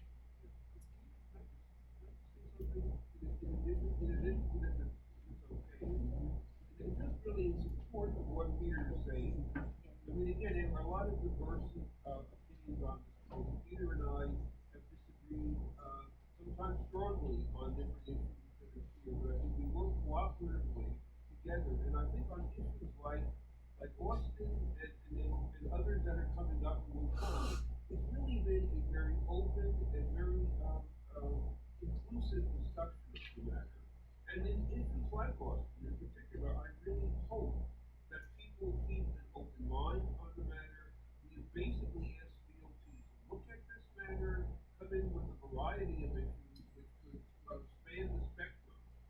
And I think the way the committee has done this, and I do feel that it's been given a little bit of an unfortunate blow. I think it's important that we really work with that committee and basically and understand that we're really doing it for the whole work of the Forest Hills, and that people who may have concerns, as strong as they are, bring it to our attention and we'll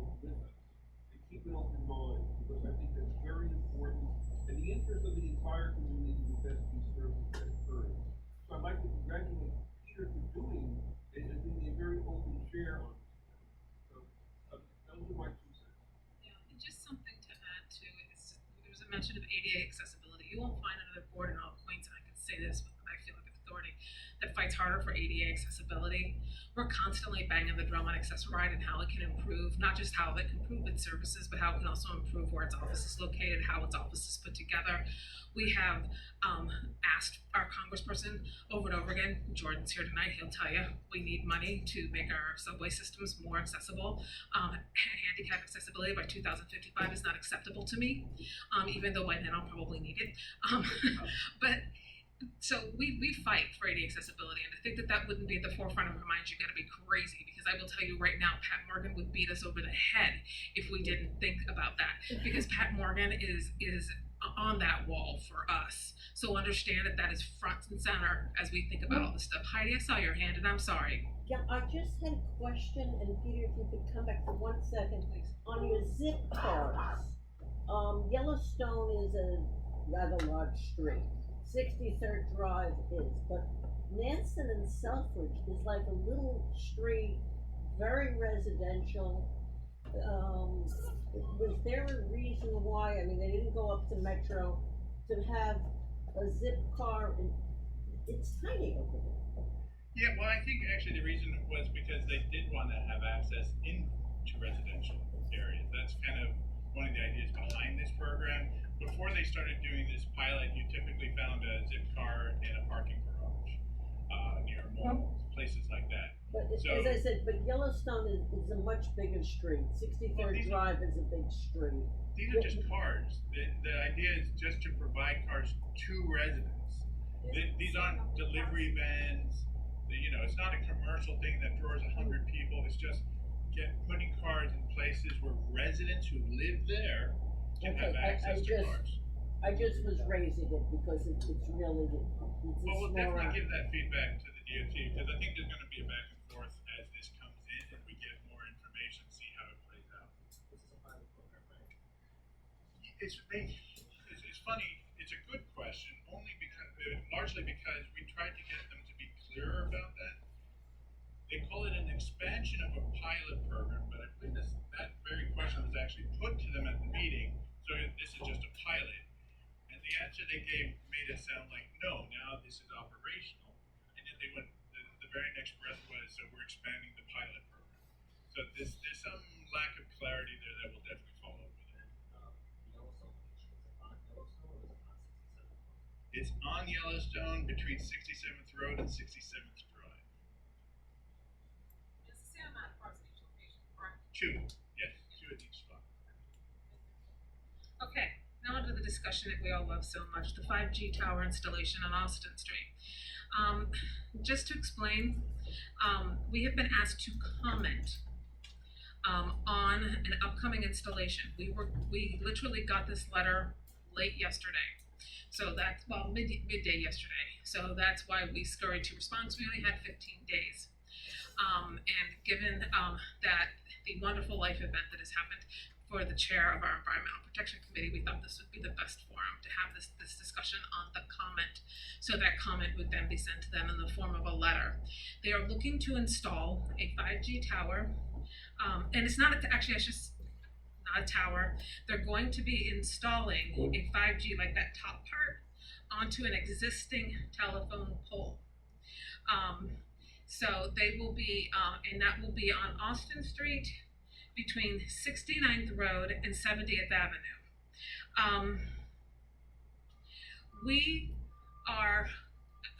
When we asked them in our meeting back in February about the installations, we asked if there would be any further installations. We were told there would be no further installations at that time. Now, I can understand that answer if you've got 9-12 months.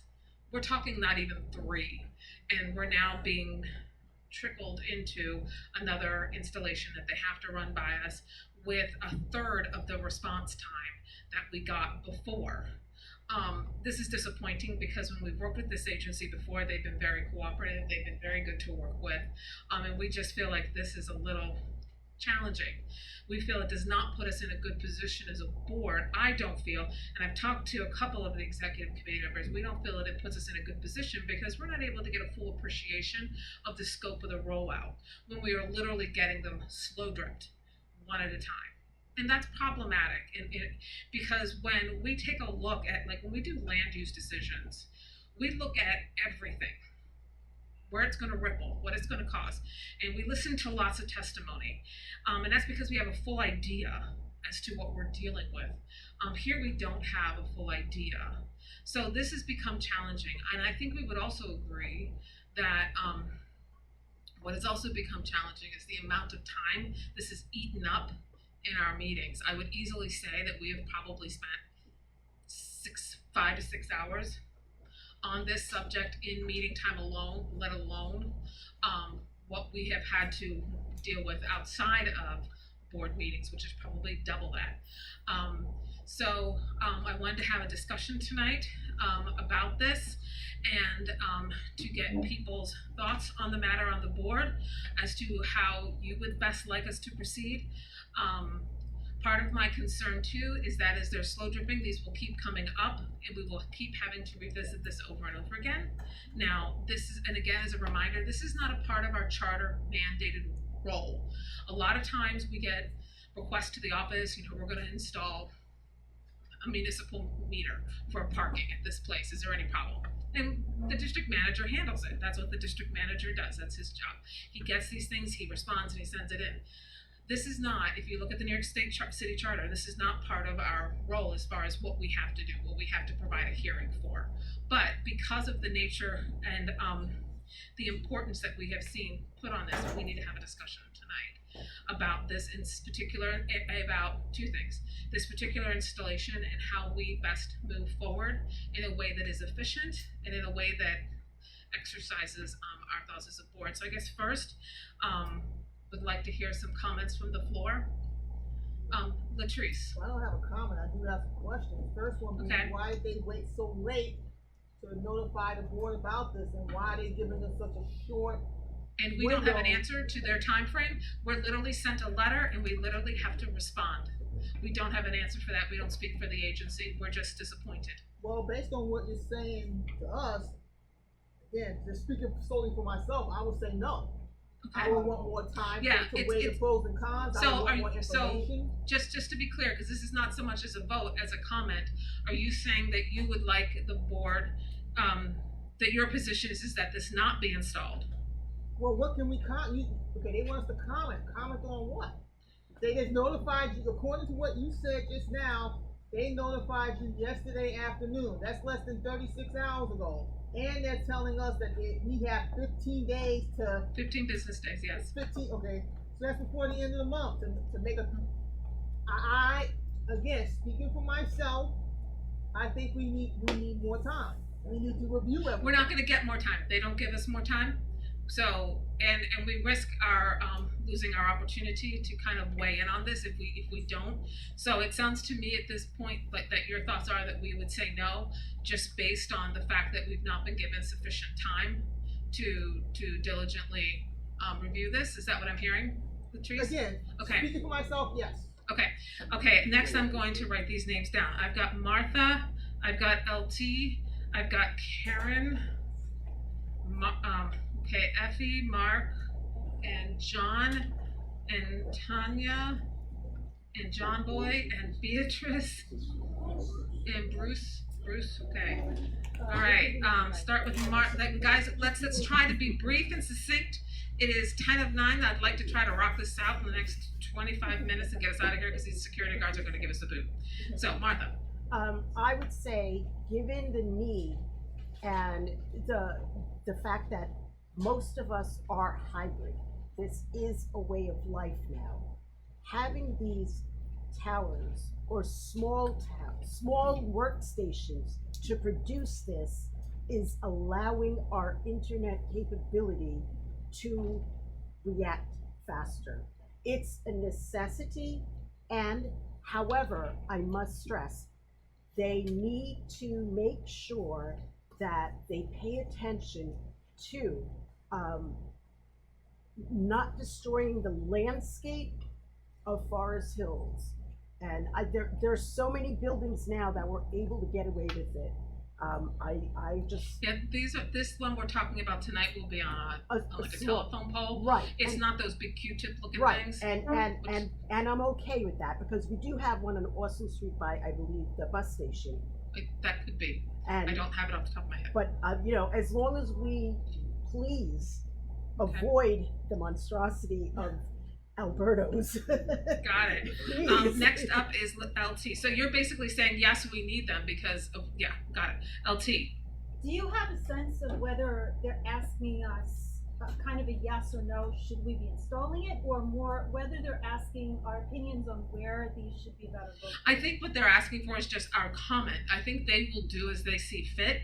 Like, we presented them a comment back in February about relocating it from in front of PS 144 over to another location that was more commercial, because that is where we have seen 90% of the installations in our community, and those areas tend to also be less residential, and so we thought, keeping the continuity of the installations, it made sense to be there. We have not heard back from them, so we don't know how they're going to act. The reality is they are asking us out of courtesy. They don't have to do what we ask them to do.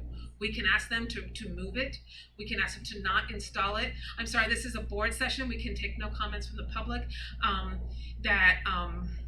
So they will do as they so choose. So it's up to us how we choose to respond, and we can only, hope that they would listen to us. But they didn't give us a sense of what kinds of comments and what kinds of feedback? Not at all. They just asked for a comment. Okay, thank you. Yeah, sorry. Pretty generic. Next up I had, man, my writing's atrocious. Let's go to Effie, and if I haven't called on you at the end, you're the person I can't read. I have two questions. The first one, I think is quick. Is it the same business that installs all of them, or different? Yes. The same franchise has the contract for the city. So then I think they should give us the courtesy of giving us a longer-term plan and not one by one. We would like that, and we can say, like, for example, if we were to choose to say no, we could say we're saying no because we haven't been given sufficient information. We're saying no because we don't see the long-term plan.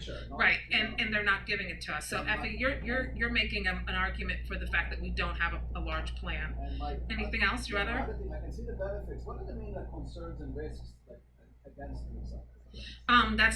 We have spoken to them according to the OTI.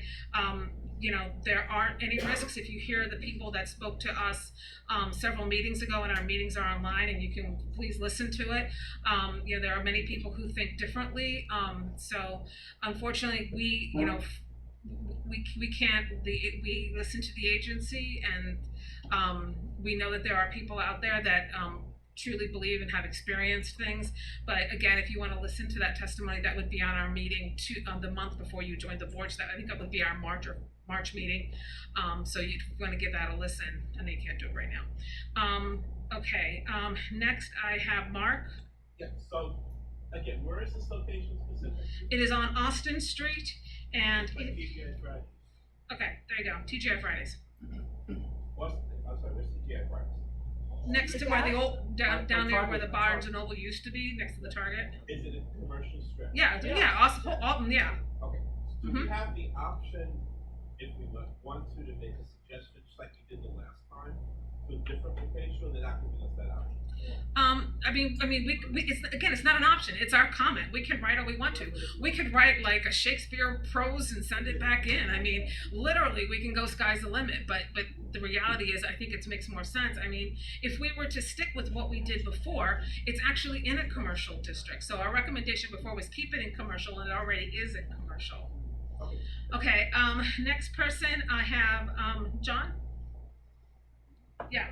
I'm very concerned with a number of things here. First of all, I just wanted to make it clear that nobody on this board, certainly not the executive committee, ever took a position on the merits of these matters here. Yeah. It was just the impact on the community, and that's the point that has to be taken into consideration. And I am very upset, even almost outraged, at the very small amount of time that we have to review it. It looks like it's becoming shrinking and shrinking. One suspicion I have, and I don't want to talk of this as a conspiracy thing, is that the fact of the matter is that there are lawsuits that are here, and it almost seems to me that the city wants to get these things in under the wire before they are enjoined in some way. And it's I think given the short term, I think we have to object to the very short amount of time that we have here, and possibly even consider requesting that a moratorium on new installations be given until the legal situation here is cleared up. John, just to be clear, Yeah. the current FCC, if you read the letter, it really does, it applies to historical preservation and landmarking, and in this district, it's not us. Well, can I just, on this matter, we were told in the testimony that there were particular lawsuits stated against the particular franchisor and also particular lawsuits stated in terms of the lack of an environmental study. If those are still pending items, that goes way beyond the historical. But John, we can't even ask them, because one of the things that they distinguish in that letter is they mentioned facilities, which are like what's on 63rd Drive. I don't know, and this is again, what we don't know. I don't know if what they're recommending to install on Austin Street would be considered a facility, because it is just the top unit being installed on a pole. So this is again a question that we can't get answered because we've not had ample time. Okay, but that, or again, and I'm not saying, I think we have to protest the lack of ample time, and also. I'm having trouble hearing. Consider maybe not wanting units to be installed until such time as, some of those outstanding questions are resolved. And I don't know necessarily, based on our meeting that we had with them on the executive committee, if we're actually going to get these issues resolved, because their position on the health concerns and so on is much different than what we hear from advocates and activists. Sure, and finally, I'm just saying that I understand that we may not, the city may just ignore what we're saying, but I think these are considerable, these are important issues that we need to bring to their attention so the community knows that we are concerned about that. Agreed. Okay, next I have Bruce, and then Tanya, I'll come to you. I just wanted to say that we keep saying we're a city agency, and as a city agency, if they don't want to, if they want to violate our process, we can't respond to them until they put something in front of us as a city agency. And that's the way I look. Okay. I mean, they told us about the installation, and they're just asking us for a comment at this point. I have Tanya next. Tanya?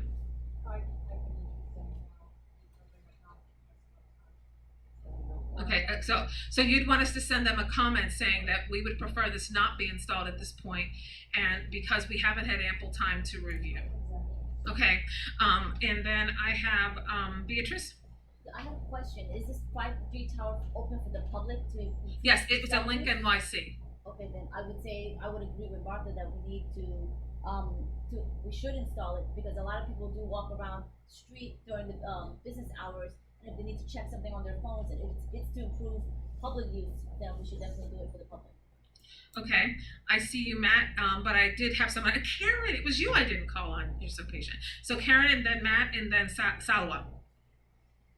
I would endorse asking them for the longer term plan, because I think that even though a request was made to move this out of residential areas into commercial areas, the flip side of that is that you could end up with a massive cluster in one little pocket on Austin Street or wherever, and then the aesthetics of that are also potentially concerning, right? So I do understand the sentiment of having the network available in the commercial area, but I think we have to see a longer term picture of where they view capacity is needed, because if this is suggesting that 20 of these are going to come online in the next 6 months or whatever, hypothetically, then I think it's important to know that, so they don't all end up on one little block or 2 blocks, because we don't end up with a cluster, right?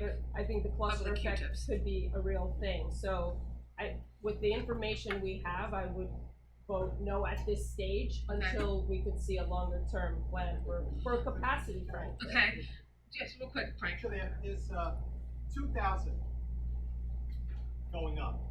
We were told in underserved areas, period. They came back to us originally with the 2, one in the gardens, the one by the school. We asked them to do it, and they did, the one. They want to put this other one. By the way, 10G is right behind us. If you carry this, you're using 5G. And with 10G around the corner. We're on top of this, but I have to remind everybody, it's a comment, not a vote. We don't have to do this, by the way. We don't have to do it, but we're taking it on as a city agency. Yeah. Okay, so I have Matt and then Peter. And by the way, thank you all for being very brief tonight. This has been great. We've been able to pop around. LT, you already got a spin at the wheel, so we're going to try to fit you in at the end if we can. Because again, I'm also being cognizant of time. You also had a spin at the wheel, so I'll put you in at the end. Trace, we got to get Matt a spin at the wheel. Very quickly, because it is for the public, and people benefit from having the free Wi-Fi all around Forest Hills, whether it's doing work or just getting around. I like the idea of more free Wi-Fi for the city. There are pockets where I wish there was, and there aren't. But I do like the idea of asking them for more time on the future. So it's sort of like, yeah, that sounds fine, but could you please let us know what your plans are? That's how I would like to. So your proposal, you would say yes, but we need more information going forward. Yes, more info required. Okay, Peter, I think you're next. So the reason behind doing the 5G work is in order to make the network that we pay for and which currently streams over our phones available to those who can't afford that fast broadband internet. That, I think, has a great public purpose, and I'm largely supportive of it. However, it's clear that they are rushing this through our process, and we're not being given enough time for us to really get into the meat of what we might think about this. The FCC has found, and that's an important thing here, the FCC is doing its job, so we're not necessarily the ones that have to be the regulators of this. The FCC is doing it, which is good. But it found that there needs to be environmental reviews, not just in historical areas, but for all of these towers. And so, even though I do, in theory, support the program, I would make a motion now that this board be resolved to reject the placement of 5G towers in our district until the completion of all necessary environmental reviews, and provided that we are given 60 days to review any request for a placement. So just as a point of clarification, right, you're saying until they have completed this FCC review. This Right, is what they're until they complete the required FCC review. per the letter dated blah blah blah. And upon 60 days notice for our comment. Okay, so at this point, we do have a motion on the floor, so that would mean no more discussion at this point. If there's a second. But hold on. Second. So let's quiet in the room. We have a second. So since I know we all have different opinions, Peter, would you stand and state that one more time? Yeah. Because with anger, be it resolved that Community Board 6 finds that would reject this and all future requests for applications to install 5G towers in this community until such time that the required FCC environmental review is completed, and only upon the provision of 60 days written notice to this board so that we can make subsequent action. okay, so we have a first, we have a second. I'm actually going to do a roll call on this thing because of the diverse discussions here. So when I call your name, say yes or no. Michael Arcadi? Yes. Okay. David Aronoff? Yes. Anicia Ione? Salwa? Kavish Patra? Peter Beadle? No. How you What gonna the? vote What? You don't listen to what I do, you just assume, but it's okay. I'm giving you the opportunity. It was a very serious vote. But why would you make the motion? Okay, let's keep voting. Miriam Burfus is on the phone. Miriam, can you unmute yourself? Is that a yes or a no vote? Yeah. Miriam, thumbs up for yes, thumbs down for no. Say it louder. Okay, thumbs down, that's a no. Okay, Miriam is a no. Okay, Howard is out ill. Danny? Yes. Okay, Heidi? Yes. Gina? No, Gina's out ill. Okay, LT? No. Okay, oh, hold on. Screwy. Kendra's out as well. Latrice? Yes on the motion. I'm just dumbfounded that Peter would vote no on his own motion, but yes. I know. But yes. He'll be available for comment later. John Jaroszewski? Yes. Okay, Valen? Yes. Okay, Keith is not here. Giovanni? Yes. Bruce? Yes. Karen? Yes. Serena? Yes. Matt? No. Okay, Oh, we're wait. s- Oh, sorry. That. No, I'm sorry, Matt. You, No, Matt, no. not you. Alphabetical order, you're an S. No. You're a no. Okay, well, that worked. Mark Laster? Yes. Okay. Beatrice? No. Jonathan, not here tonight. Hope he's okay. Kevin's not here tonight. Jack Medina, not here tonight. Dr. Renee, yes or no?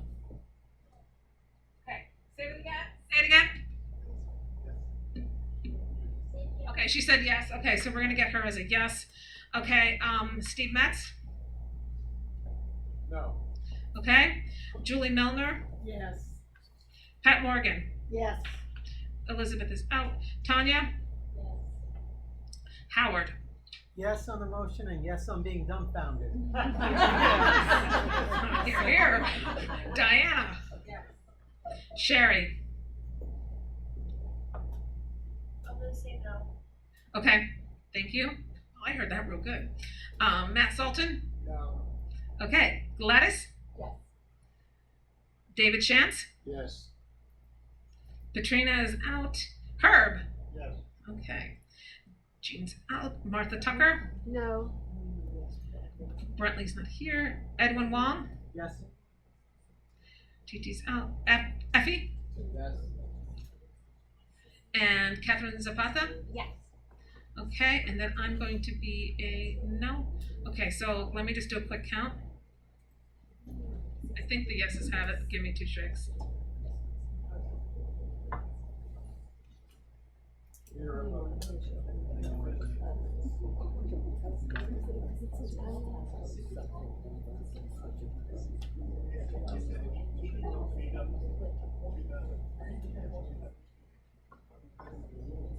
$27 yeses, 10 noes. The motion carries. Salvo's got a question.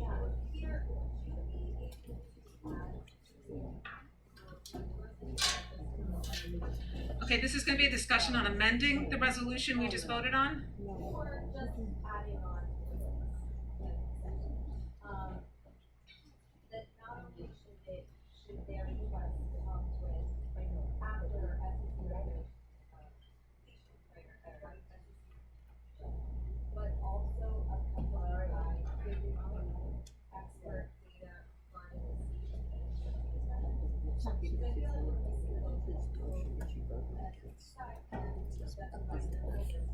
So, a two-part answer, one procedural, which is, this kind of comes too late. So when making motions, you want to try and get your request for an amendment out right away, and then that'll typically either be a friendly amendment, which means it's now automatically part of the motion, that's what we're going to vote on next, or the proponent will say, no, that's not friendly, and now that's going to have to be a whole new motion, right?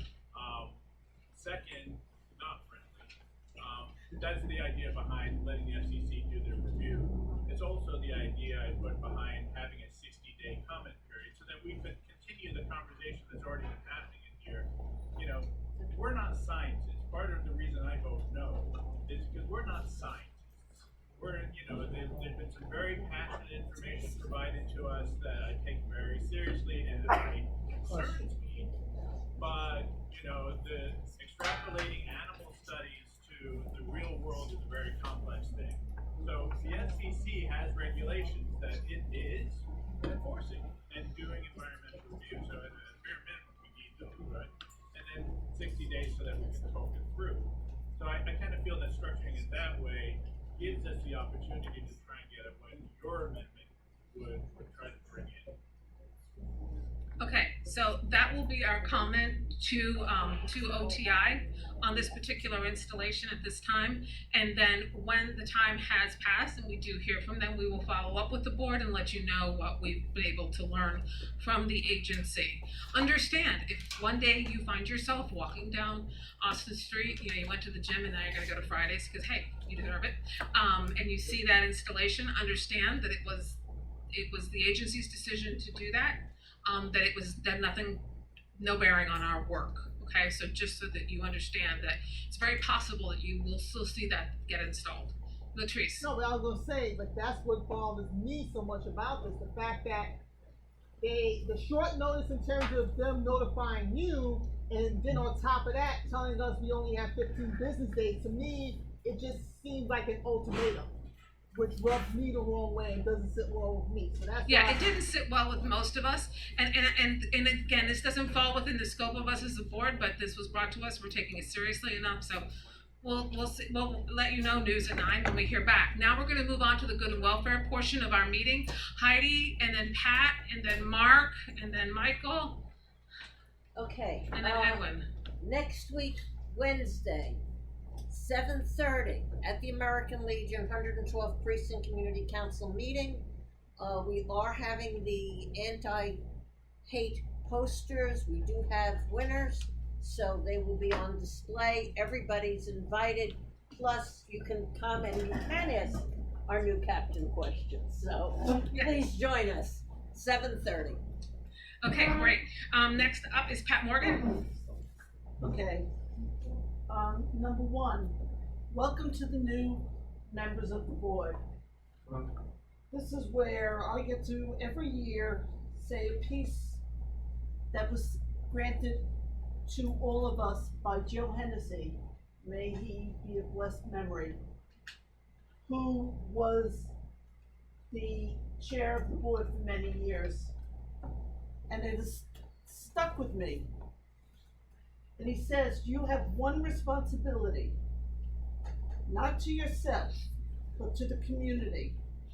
When you vote, make sure you vote for your community. It's a commitment you've made to the city. We're an active board. We're open to any suggestions that people have. We're happy to see new blood coming onto the board. And that has stuck with me. It's my responsibility to represent the community, not myself. But I can use my opinions and my life experiences to make things better. I just want to say three more things. Number one, I use Accessoride, it still stinks. If anybody would like to understand how bad it is, I invite you to join me on a ride. Be ready to have about 4 hours of time, because you can actually wait an hour and a half, like I did 3 weeks ago outside the Botanical Gardens with no place to sit, waiting for my ride. And the rescue vehicle, whatever. If you like, contact Christine, and she'll forward your information to me. If you can't afford the $275, I'll front it for you. I understand times are rough. The third thing I want to say is, it's great when the community comes here and organizations come here to express their opinions about things that happen. But if you look at all the empty seats over there, people have expressed their opinions that we as the board and the community listen to, and we're thankful. But it's like coming to a party and not staying at least to hear what happens at the rest of the party that they may learn about. Like Austin Street, no one's calling for the closing of Austin Street, we're calling for a study. And people leave, and this is how rumors get started. You're not hearing everything that happens and what the person who's celebrating their birthday has to say about everything.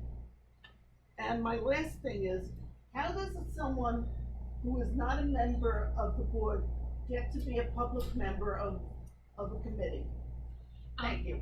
That will actually open in June when we do our committee selections. We do open up opportunities on various committees.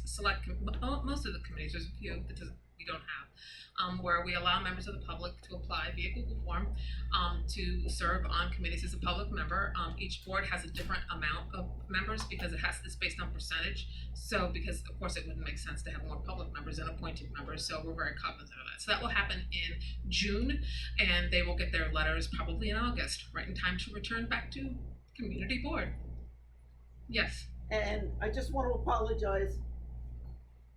The greatest resource we have for the community board are Frank, Christine, Bob, Maria. I'm sorry, Barbara. I apologize. The brain's not working today. Write them, call them, say hello. Yep. They're the best resource there is. If you have a question, you need guidance, they're there for you, and they've helped me. Thank you so much, Pat. Next up, Mark, and then Michael. Mark? Sorry to wake you. Central Queens Against Hate Coalition will be sponsoring a Breaking Bread Building Bonds. It's actually a city initiative, and we'll be sponsoring, it's basically a meal. And we'll be having lunch on Sunday, June 25th at 1 p.m. If you or your organization would want an invitation to this meal, please email me at my private email, marklstr99@gmail.com. So again, hopefully this will be a community event.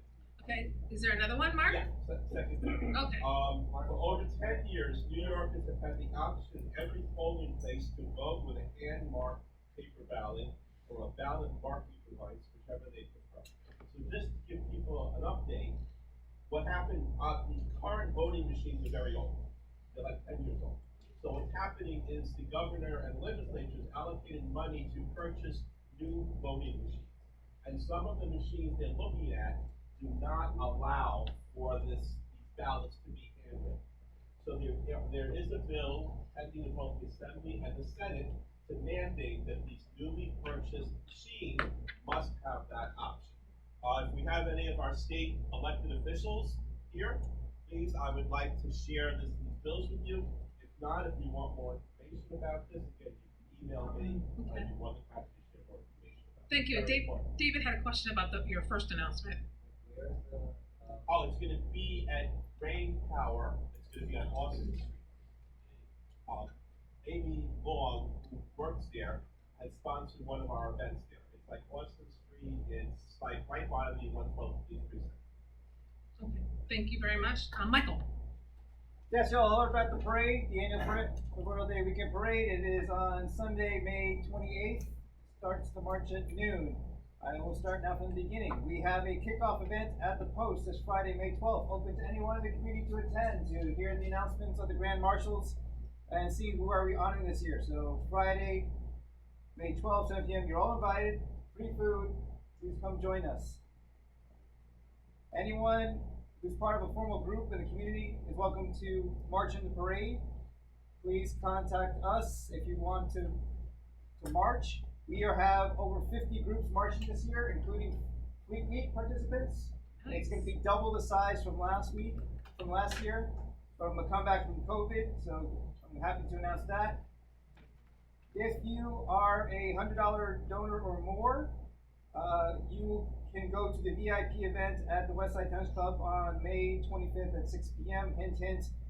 You can donate online. All this information and more is available online. Just Google American Legion, Forest Hills, and you'll find us. You'll find the sponsorship forms and all the things you need to do.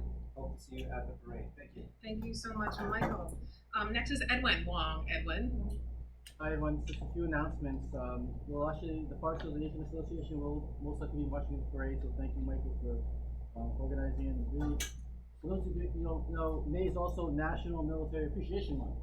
So that's another thing I just want to mention. It's actually also Jewish American Heritage Month. Yes. It's also Mental Health Awareness Month, so there's a bunch of months. So I just want to share that very quickly. So we will be actually having a event on May 31st, which is going to conclude May API Heritage Month, 7 p.m. at the Ridgewood Savings Bank. And the topic that will be discussed on a couple of panels, one panel is healthy eating and nutrition. So we're going to be partnering up with the LHA Forest Hills Hospital. We'll have a registered dietitian at the event as one of the speakers and another doctor as well. So please join us if you can. The event is free. So again, it's May 31st, 7 p.m. Ridgewood Savings Bank, 10755 Queen Boulevard. I'll circulate the flyer to Christine so she can circulate to the board. The next event I wanted to share is the Forest Hills Asian Association in partnership with the Church in the Gardens at Community House. We'll be having an Asian American Family Cultural Festival.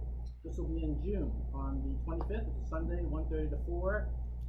Multiple different performances, cultural activities. If you're interested, we'll have a violinist, a harmonica virtuoso, Korean dance, Indonesian dance, Korean martial arts, Taekwondo group is going to be there, calligraphy, craft hand, jewelry, face painting, origami.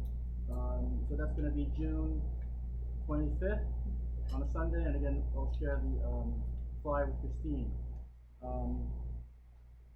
On the weekend of the 20th and the 21st of May, there's going to be, for the first time in New York, all Asian musician concert. Actually, one of the rappers is actually named Dumbfounded, just to let you guys know. So, and that's going to be the first time they're doing it here in New York. It's going to be at the Forest Hills Stadium, which is celebrating 100th year anniversary this year. So I wanted to share that with everyone in case you're around that weekend and there's going to be music, and I guess apologies to the residents that are in the area. We're not organizing this, we're just being a community kind of advocate and kind of sharing information so people can go watch the performance if they want to. It is a paid event, so again, if there's anyone that's interested, you can just look it up. It's called Head in the Clouds, and I'll have some little postcards here if you guys want them. Thank you so much. Next up is Steve. To piggyback on Pat's, I was wondering, would it be a prudent idea to change the way that we do the meeting so that we actually have the good of the board right after public speaking, so that if there are things that are discussed in the public discussion, that the board members themselves actually make a comment on, without people just booking it out and then, We have an executive committee meeting happening in June where we are taking a look at sort of how we're structuring this meeting, so we can have that as a part of that discussion, and I will add it to our list. Thank you for that, Steve. And then next up, did I forget anyone? Oh, Christine, good Lord. I know we're running short on time, but I just wanted to take 1 minute to apologize to Pat. I do type minutes, and sometimes they can be rather long, and I did make a mistake from what you said, but I do apologize, and it'll be corrected. See, we have an awesome team. We really do. Okay, so now we have the elected representatives. As a courtesy, I'm asking you all to stay, because these guys have been working since the crack of dawn too, and they're hungry too. So if all the elected representatives that are here to speak would make their way to the front, stand along this side, and I'll just go one by one, because I have, if you're not here physically, I don't want to forget you, and I've done that before, and I'm a terrible human. And that person didn't return this week, so I think it's all my fault. Now, I want to say, Amberita Rosero is from the Borough President's Office. She has been sitting on this call tonight for the Borough President's Office. She attends every meeting, but she's ill tonight. Her voice is a little, seasonal allergies, folks, probably. But she gave us a few announcements, so I'm going to read them from the top down. We have upcoming on Wednesday, May 17th at 3 p.m. here at Borough Hall is an MWBE Contracting Opportunities Forum. And again, that will be here at Borough Hall on the 17th of May. On the 22nd of May, there will be an AAPI Heritage Month celebration here at Borough Hall at 6 p.m. Jordan, come on forward. We don't bite. The next will be a Haitian flag raising ceremony on Tuesday, May the 23rd at 5:30 p.m. here at Borough Hall. Africa Day celebration here at Borough Hall on May 25. And then on the fifth event we have is a Civic Engagement Resource Fair on Friday, May 26th from 11 in the morning until 3 at night at the Rockaway YMCA, 207 Beach 73rd Street in Arverne. So, hey, those were the announcements from the Borough President's Office. So I'm going to hand the mic, and y'all are just going to introduce yourselves and say where you're from. Here we go. Good evening, everybody. I'm Kevin McAleer, Legislative Director for Councilmember Lynn Shulman. Just one quick, pretty fun announcement. Movies in the Park will be starting up. First one will be May 28th. It'll be in Zone Playground, which is not quite CB6, but close enough. But we'll also be doing some other ones in CB6 later on through the spring and summer. This first movie will be Top Gun Maverick, so I thought everyone would get excited about that. Anyway, thank you. Hi everyone, I'm Gianna from Assemblyman Hevesey's office. I'm taking over for Michael from now on. I just have some budget updates. It was recently passed on May 3rd, and as the Assemblyman is chairman of Children and Families Committee, he led the charge in expanding the child tax credit. Now children under 4 were excluded before, and they are now included, which will result in 580,000 tax fillers, which is approximately 791,000 children reaching the credit, and will save families a collective $225 million a year. He also secured $500 million for child care recruitment and retention to help families seeking care. And he successfully led the fight to increase child welfare housing subsidy for kids in foster care from $300 to $725. And until this year, it had not been increased till 1988. And we have a spring cleanup event at the Overlook in Forest Park this Saturday at 10 a.m. So, thank you. You have a question? So first, welcome to the board. Second, please to housing. It should have been in this year's budget. That it wasn't part of the state's budget to provide housing, affordable housing, supportive housing to the homeless. I personally believe it's a sin. So if you could please take it back, we need action on housing. Thank you. And Keith Engel was here, he'd say the same thing. Hello everyone, my name is Ari Innes. I'm the District Director for the Office of New York State Senator Leroy Comrie. Just a few pieces of legislation that the Senator has been working on. Bill S4860A requires high schools to provide a course in financial literacy and requires students to complete such a course as a condition of graduation. Also, Bill S793 allows CUNY students to transfer all credits to New York State University. And last but not least, there are others, but we're short in time. S1216, which requires a notice to be given to community boards when there is a change in service furnished upon the rapid transit facilities or the omnibus line facilities of New York City Transit Authority. So this gives community boards notice when service changes and cuts are made within their districts. The bill will give effect to community boards, more time to prepare comments in response to the cuts and inform the community. I have a few other announcements regarding events that we're hosting or co-hosting within our district.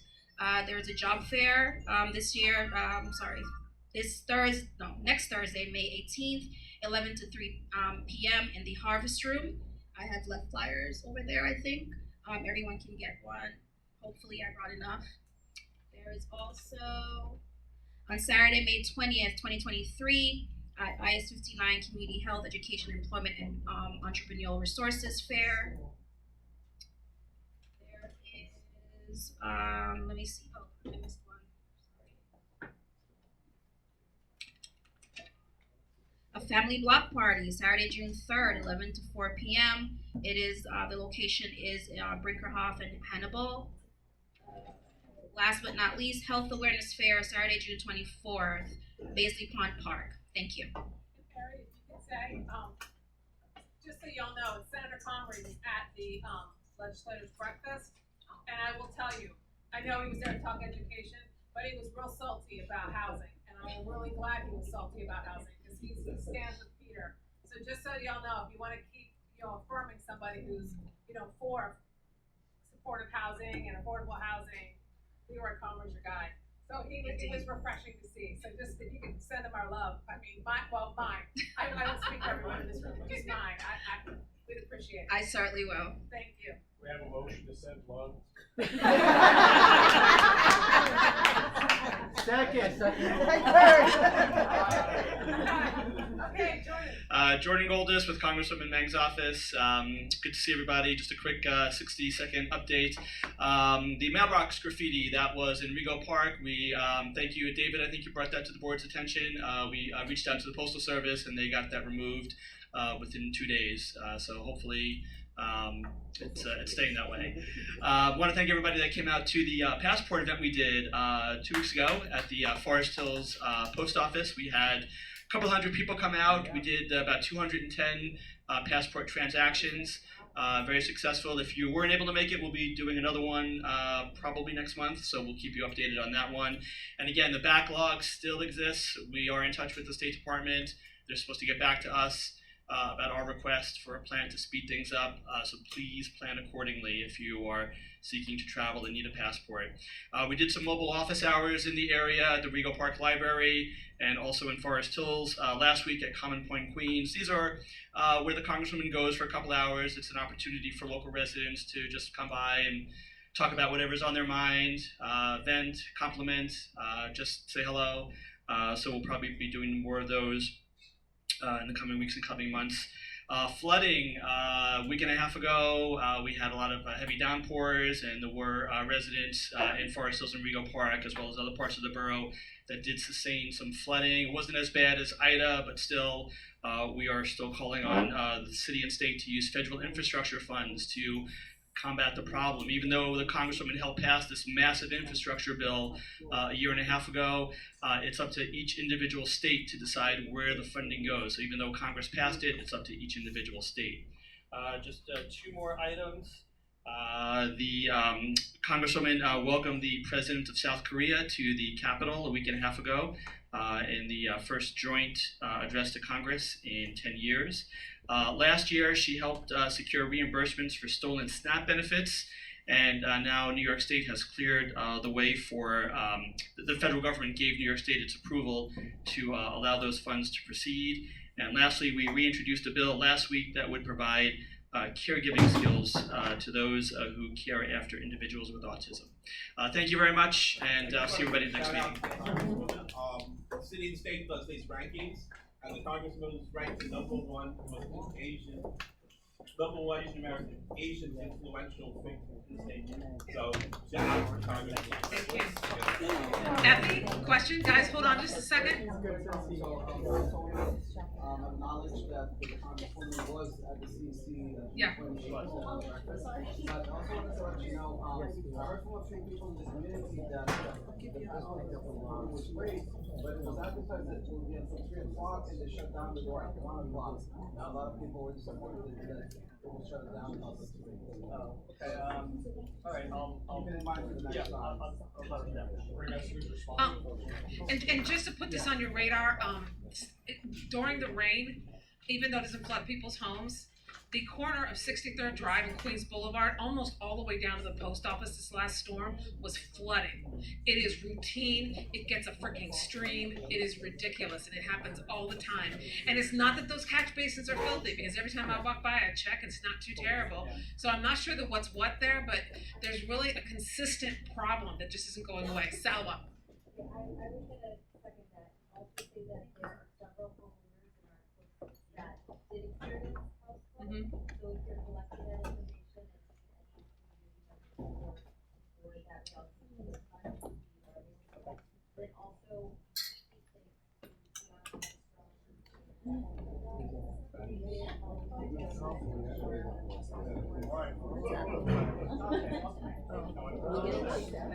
I just wanted to thank you so much, Jordan. I wanted to make a note that they had to leave, but we did have reps tonight.